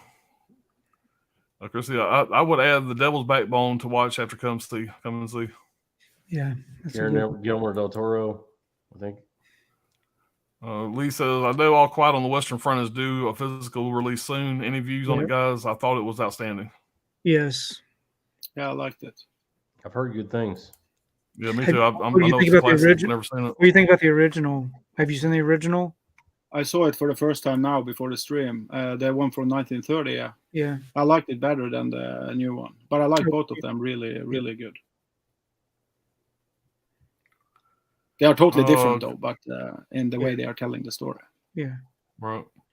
Trini says, Come and See got me in all the feels, sad, mad, and happy. I actually have it here. Dirk says, Come and See a cow got shot up is what I heard. Mm. Yeah, the cow really gets shot by machine guns, I guess, in it. Dirk says, y'all put in Come and See, so I will next Criterion sale. Okay. Just buy my copy. I'll give you a deal on it. Trina said, yeah, I have the Criterion release of that and a few of the of the few of the Tarkovsky films. Another great Russian director. Yeah, I have every film he did. It's great. Yeah. And Scholar says I haven't cracked up my Criterion yet. The same with me back there. It's been sitting on the shelf for a while now. If you buy this is cheap. 2 seconds. For people who like Tarkovsky's film, this one was $100, and you get 7 of his films on this one instead of Criterion, though. So. Yeah. Right. All right. Dirk says I still haven't seen that one, Tony. I need to change that. 1917. 1917. Yeah, man, it's a good one, man. It's a good one. The plane scene is so great in that. Yeah, it is. Yeah. It's impactful. I have Mirrors, Solaris, and Stalker from him. Yeah, Mirror is a tough watch. It's just tough to get through because it's so fucking slow. but it's good, but it's slow. Scholar's 1917 was great. Yeah, Gus's 1917 amazing film. I have not seen 1917, but I've heard great things about it. I had an opportunity to get the steelbook of that, missed my chance. Yeah, man, it's definitely a good one. I think that's one I actually double did. I think I got the steel and the slipcover of that one. Yeah. We will check out the making of 1917. It's astonishing how they put it all together. The trenches they built stretched for 2 miles. Yeah, and you really get the feeling it's just all one shot deal. You know. Yeah. Thinking about these war films, though, it is amazing. To me, making a war film has got to be one of the hardest types of films to make because of all the stunts, the explosions. I watched Black Hawk Down today, and Black Hawk Down was a good film, of course, but to me, it seems so difficult to make those kind of films with all that choreography of who's getting shot, who's flying across the screen, all this kind of stuff. Yeah, I'm buying 15 helicopters, exactly, smash and everything. I mean, $100 million equipment. Destroying cities, however they did all that. Yeah, blowing up those buildings. I mean, the opening shot for Saving Private Ryan had over 1,000 extras. You know, a lot of people with actually amputees. They use like an ungodly amount of barrels of fake blood. I mean, it was pretty crazy. So, is that the film where the guy was carrying his arm with him? Yeah. He picked up his arm off the ground and started carrying his arm with him. Shock. So it was shot great, man. It was great. I hope the whole bean says Wind Talkers is a great war movie. Yeah, that was brought up earlier in the chat. I wanted to watch it before the stream, didn't get around to it. Yeah. Nicolas Cage. Alien, 1986 war film. No, but I would say Aliens. I would call Aliens. Alien. But that's Aliens, 86. Aliens, that's it could be a war film. You know. But there aren't any soldiers in Alien. No, he means Alien. He meant Alien. He said Alien, but he meant Aliens. Yeah, Aliens. Except 86. Yeah. Okay, Mr. Three Kings also had Mark Wahlberg. That's it. Yeah. Dark Waters is a great war movie, honorable mention, and Rambo Part 2. Yeah, we're gonna kind of go around the horn really fast. I got a few to mention. I'm not gonna go into great detail about them. I at least want to show some other ones that I thought I consider for my top 5. So if you guys have any, we can run around the horn real fast. I didn't know that they were going to do a mention. Trini says, I have those. Caveman says, Top Gun Maverick, I think it will win the Oscar. It should. I think it was one of the best movies of the year. I think it should. After my last big haul, I have a lot to watch, those movies included. Yeah, thanks talking about the last Criterion haul. Wind Talkers is great. Yeah, it's on my list, man. It's on my list. Like I said, my plan was to watch it 2 nights ago. Just never got around to it. Got too much to watch. All right, Brad, you got any honorables you want to throw out there? Or any extras you want to mention that you almost made your list? Yeah. I'll go through them quick here. This movie, I mean, some of these, it's like, are they a war movie or they're not a war movie? I don't know. But anyway, In the Valley of Elah, this movie takes place on a military base. It has a lot of scenes in Iraq. And this Tommy Lee Jones' sons both enlist in the military. One dies. One goes AWOL. He's a former military police officer. He goes to assist with the investigation of finding his son. And it's all about the military. It's all around the military. It's in a military-based town, but no war happens. But I really like that movie. Unthinkable, Sam Jackson. That's a good one. Movie, you know, like you see there's troops there. It's about terrorism, war. You know. But he's a CIA interrogator, and this man's a terrorist, and you know. Anyway, if you haven't seen it, definitely check it out. I won't spoil any of it. And, you know, Tropic Thunder, man, killer release, great an artifact to a time we lost. But is it a war movie? Is it not a war movie? I don't know. So comedy about a war movie, fictional war movie, it becomes a war movie, whatever. Anyway, it's a lot of fun. That would be my horribles. Yeah, I didn't know that we were going to do any honorables. I just want to put you on the big screen to see your face. You see, But I just picked out one movie right now that I actually had on my 14th place, but it's more of a fantasy film, but it's fucking war straight through, and it's this one, and it's almost Winger Syndrome 2. Yeah. I really dig this film. It was like a hidden gem that no one had heard about, and it feels almost as big as Saving Private Ryan when you think about it. How many extras they used and how much costumes and makeup and shit. It's a fun movie, and but it's fantasy. I don't know, but it's war, and yeah, and also Hard to Be a God. That's no. I draw the line there. No. I actually mean it. What is the matter with you? I didn't find it right now. What's the runtime on Hard to Be a God? I'm just sad, Brad, that you didn't pick this. You know, there's only so many times I could pull that out on a stream before it loses its. You know, I could have pulled that for my number one as a joke, but I have actually a special mention here that I just if I have it here, 2 seconds. Nobody in the chat buy Hard to Be a God. Nobody watch it. Don't even research it. I don't know what it's like Planet of the Apes, but instead of Planet of the Apes, it's Planet of the Shit. It's the shit that's people, and it's 3 hours watching Russian people fight. It's at least 3 hours. I mean, it's crazy. But the production design is beautiful. So if you're into that, buy it. But I didn't find it now. But actually, Ilsa, yeah, that's a really cool film. Actually, I would recommend people who are into exploitation to buy it. That's the best, so far as I've seen, of female prison movies.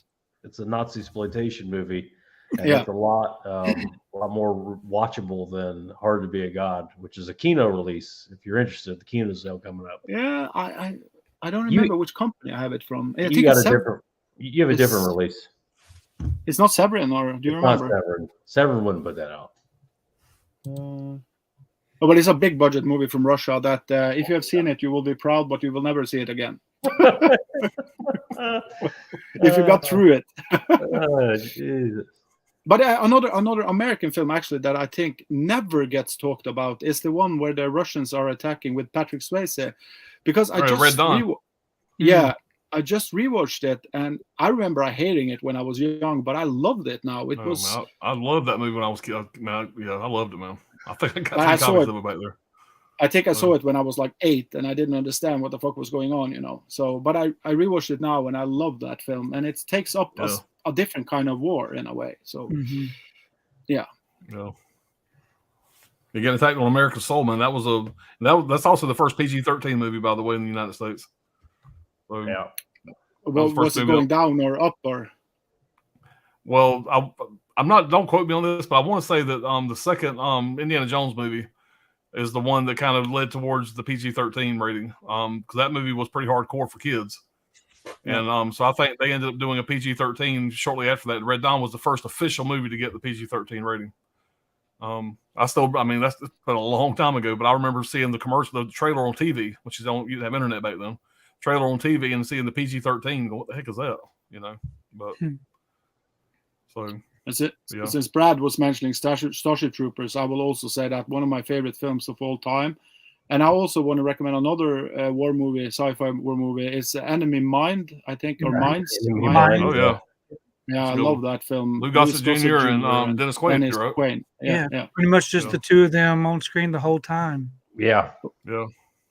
But it's a remake of a Russian film back from the 60s, I believe. But that was not with a space alien, though. It's yeah. But I love I that would film. like Enemy at the Gates. Anybody ever see Enemy at the Gates? Yeah. Or the Ed Harris? I haven't seen it, but I know the movie. Yeah. I've seen trailers, but I've never seen it. From the 90s, right? Yeah, Behind Enemy Lines, another good one with Owen Wilson. Oh, Owen Wilson. Yeah. Gene Hackman. Yeah. All right, Tony, you got some honorables? Just I had already spoken about mine. All Quiet on the Western Front, and then, like I said, Black Hawk Down. I saw that one today, and both of those were great films. Yeah, I got a few here. I'll go through these really fast. Whatever. Black Hawk Down. Labyrinth too. Yep. I didn't own it, so Tony, this is another one. If you got a slip, I somewhere. I need a slip for that too. So, man, this is a really thick release, man. I got this from Best Buy, and you got 3 discs in this thing. You got the 4K, the Blu-ray, and the like a bonus disc. So this is a pretty hefty release, whatever. But I like this. I wonder if it even came with a slip when it came out. It did. It came with a slip, and the fact that there's 3 discs. The 4K disc is only the film, but you have the extended version and you have a theatrical version on the 4K disc, and then the Blu-ray is a feature film, and there's a Blu-ray special feature disc. Yeah, man, the cast of this real fast. The cast of this, you got Josh Hartnett, which is obviously late 90s, early 2000s, whatever.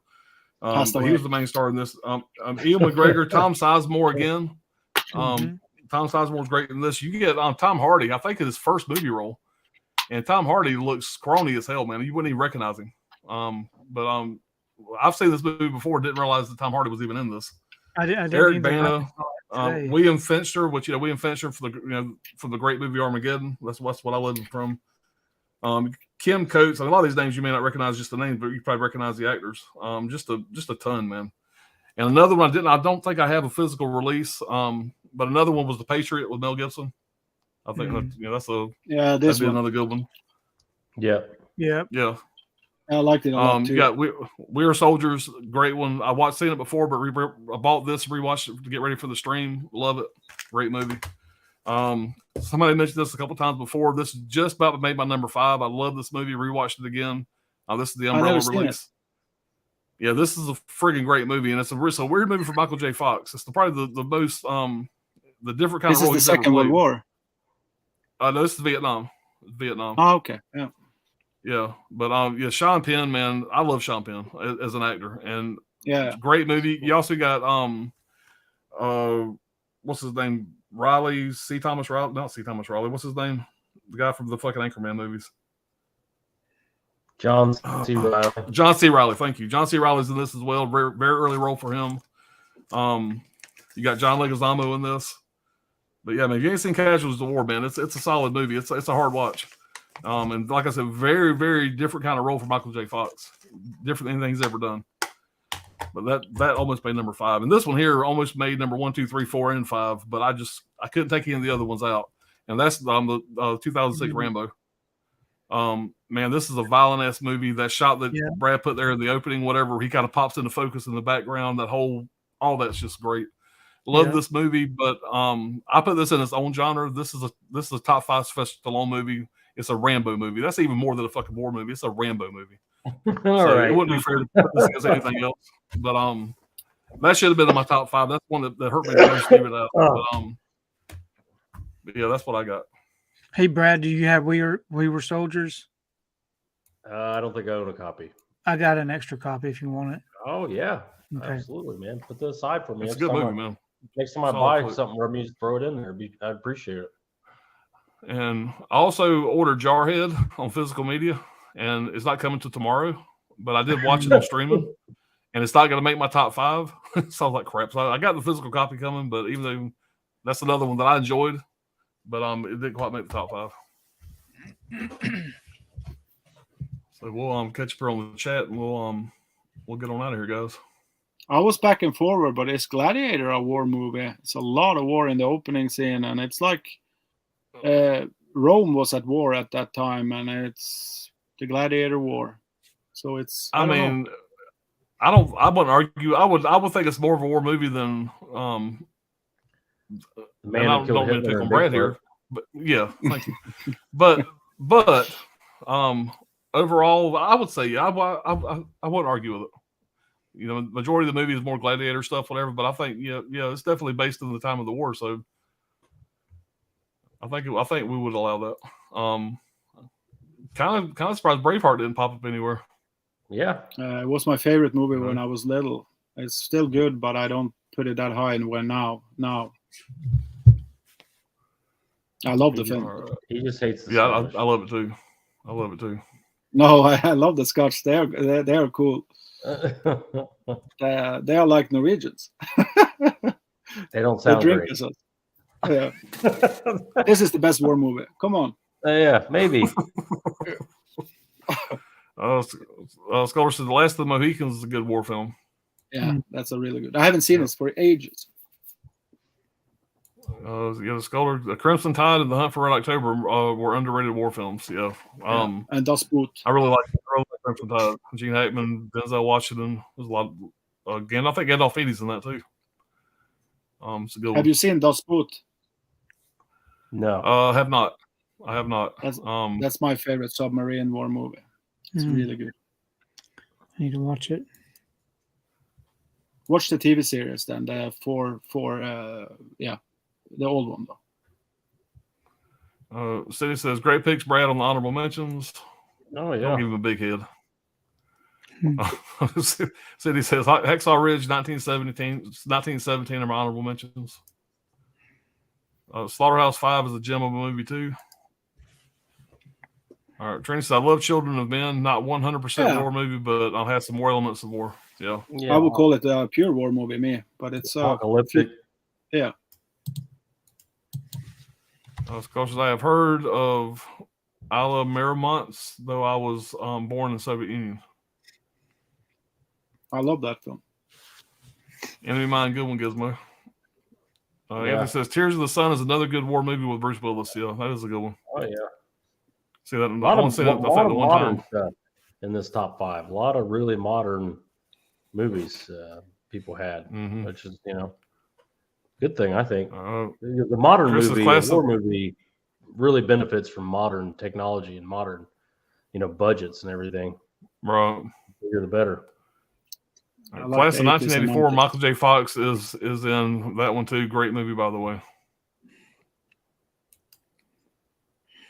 Train says Brotherhood of War, North Korea, South Korea war movie on YouTube with subtitles. Check it out.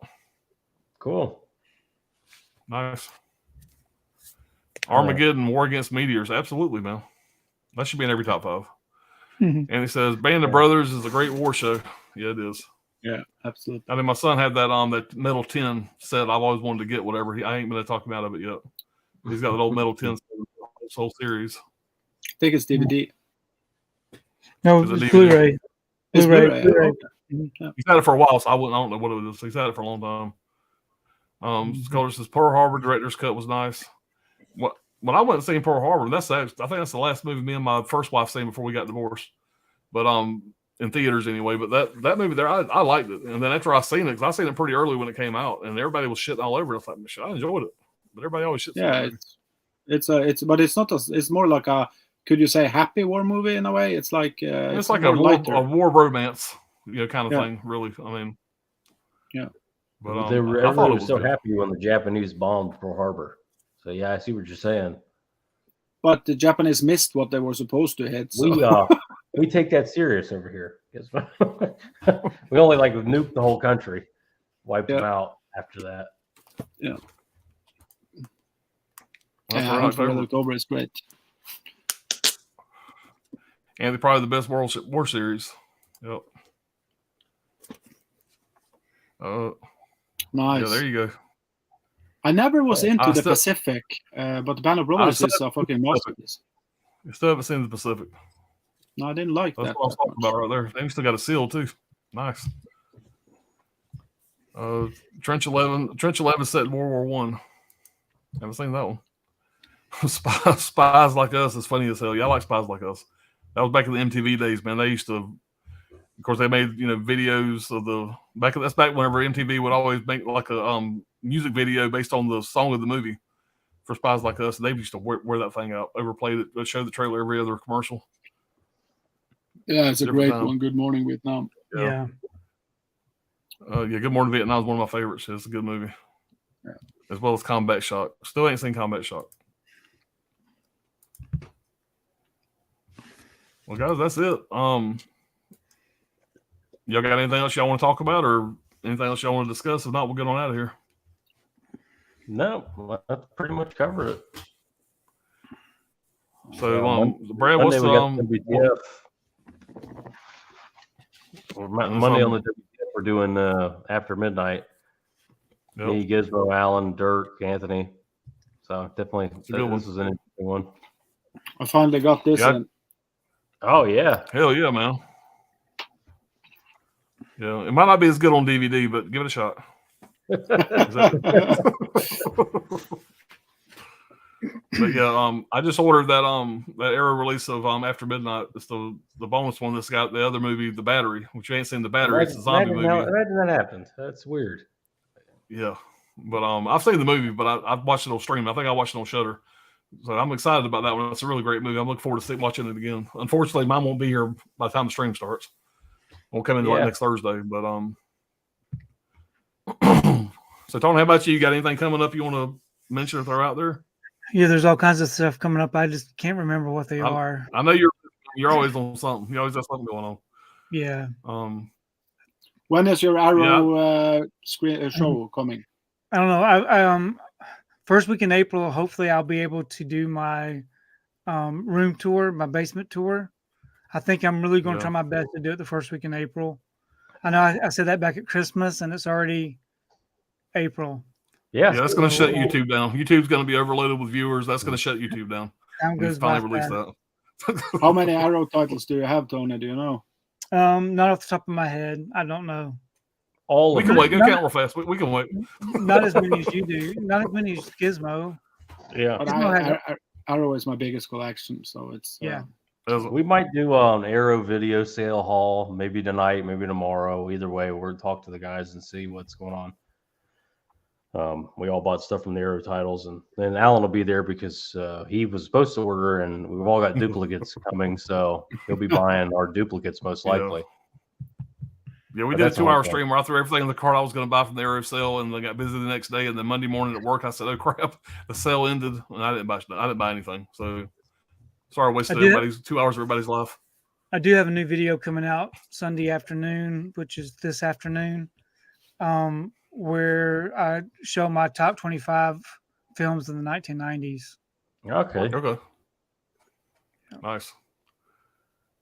I got a collection update I got to throw out there at some point. It's kind of snacking up on me over here. So I'm going to try to work on that tomorrow if I have time. We got a lot of stuff going on tomorrow, but my goal is to have that out first part of the week. I know I'm going to be over on Bob's channel. Don't quote me on the date. I don't think Bob's still out there, but he's doing some. I think it's like a Paul Walker stream. Like the best movies of Paul Walker or whatever. I got to talk to him about it. But we're doing that like on the 22nd, I think, somewhere later this month. And I think that's the only thing I really got scheduled right now, other than the WTS whenever I'm allowed to be on that show. But that's pretty much it. And we're always working on new top fives. So, and this is the part of the night that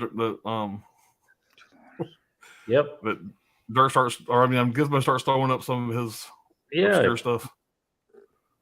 He's getting excited. The drugs are kicking in. This is the time where you actually this is where Tony goes to bed. This is where we end the stream. Yeah. But this is comedy, Tony, so it's not what you think. Damn Dirty Apes has checked out The Incubus recently. Pretty good movie. Yeah. Damn good stream, everyone. Love this panel. Appreciate it, Chris. Sweet Sets Tony at one point Best Buy was giving them away. Yeah. Yeah. All right, guys. Well, we're going to go to end this thing. Appreciate everybody being here. Still got 21 people in the chat, man. We had a pretty good stream. I know what you mean, Alan. When I'm allowed. Dirk will no longer be appearing on the WTF or any other streams ever. You heard Dirk, it. I'll talk to him, Dirk, and I'll see what I can do. I'll be sure to put in a good word for you. Yeah. Oh, yeah. Talk to the boss. Talk to the So, well, guys, thank y'all for being here. We'll see y'all soon. Y'all enjoy the rest of y'all's weekend, and we'll be back with another top 5 or some other stream. I know me and Brian were chatting earlier, and he said something earlier. We may do a shoot the shit stream later tonight, but it's already after midnight. If we can round up enough guys, we may do that in a little bit. If so, you'll see it pop up here. If not, then we'll see y'all soon. But I'll talk to Brian and see if he's still interested. Y'all know time changes tonight, by the way. So we lose an hour here pretty soon. I think Springs forward at 2 o'clock. It's 3 o'clock. So, that depresses me. So, yeah. So, all right, guys. Hold on, Caveman's got one more thing to say here. The 15 best war movies of all times ranked: Full Metal Jacket, The Thin Red Line, The Bridge Over the River Kwai, The Hurt Locker, Rand, Lawrence of Arabia. Hold on, I'm assuming he's got another one coming up here in a minute. No, let's bring it forward. Yeah, maybe that's his top 5. His top 5. Okay, well, he said 15, so yeah, we'll leave it at top 5. All right. On that note of awkwardness, guys, we're gonna get on out of here. But thank y'all for joining us, guys. We'll see y'all next time. Watch some more movies.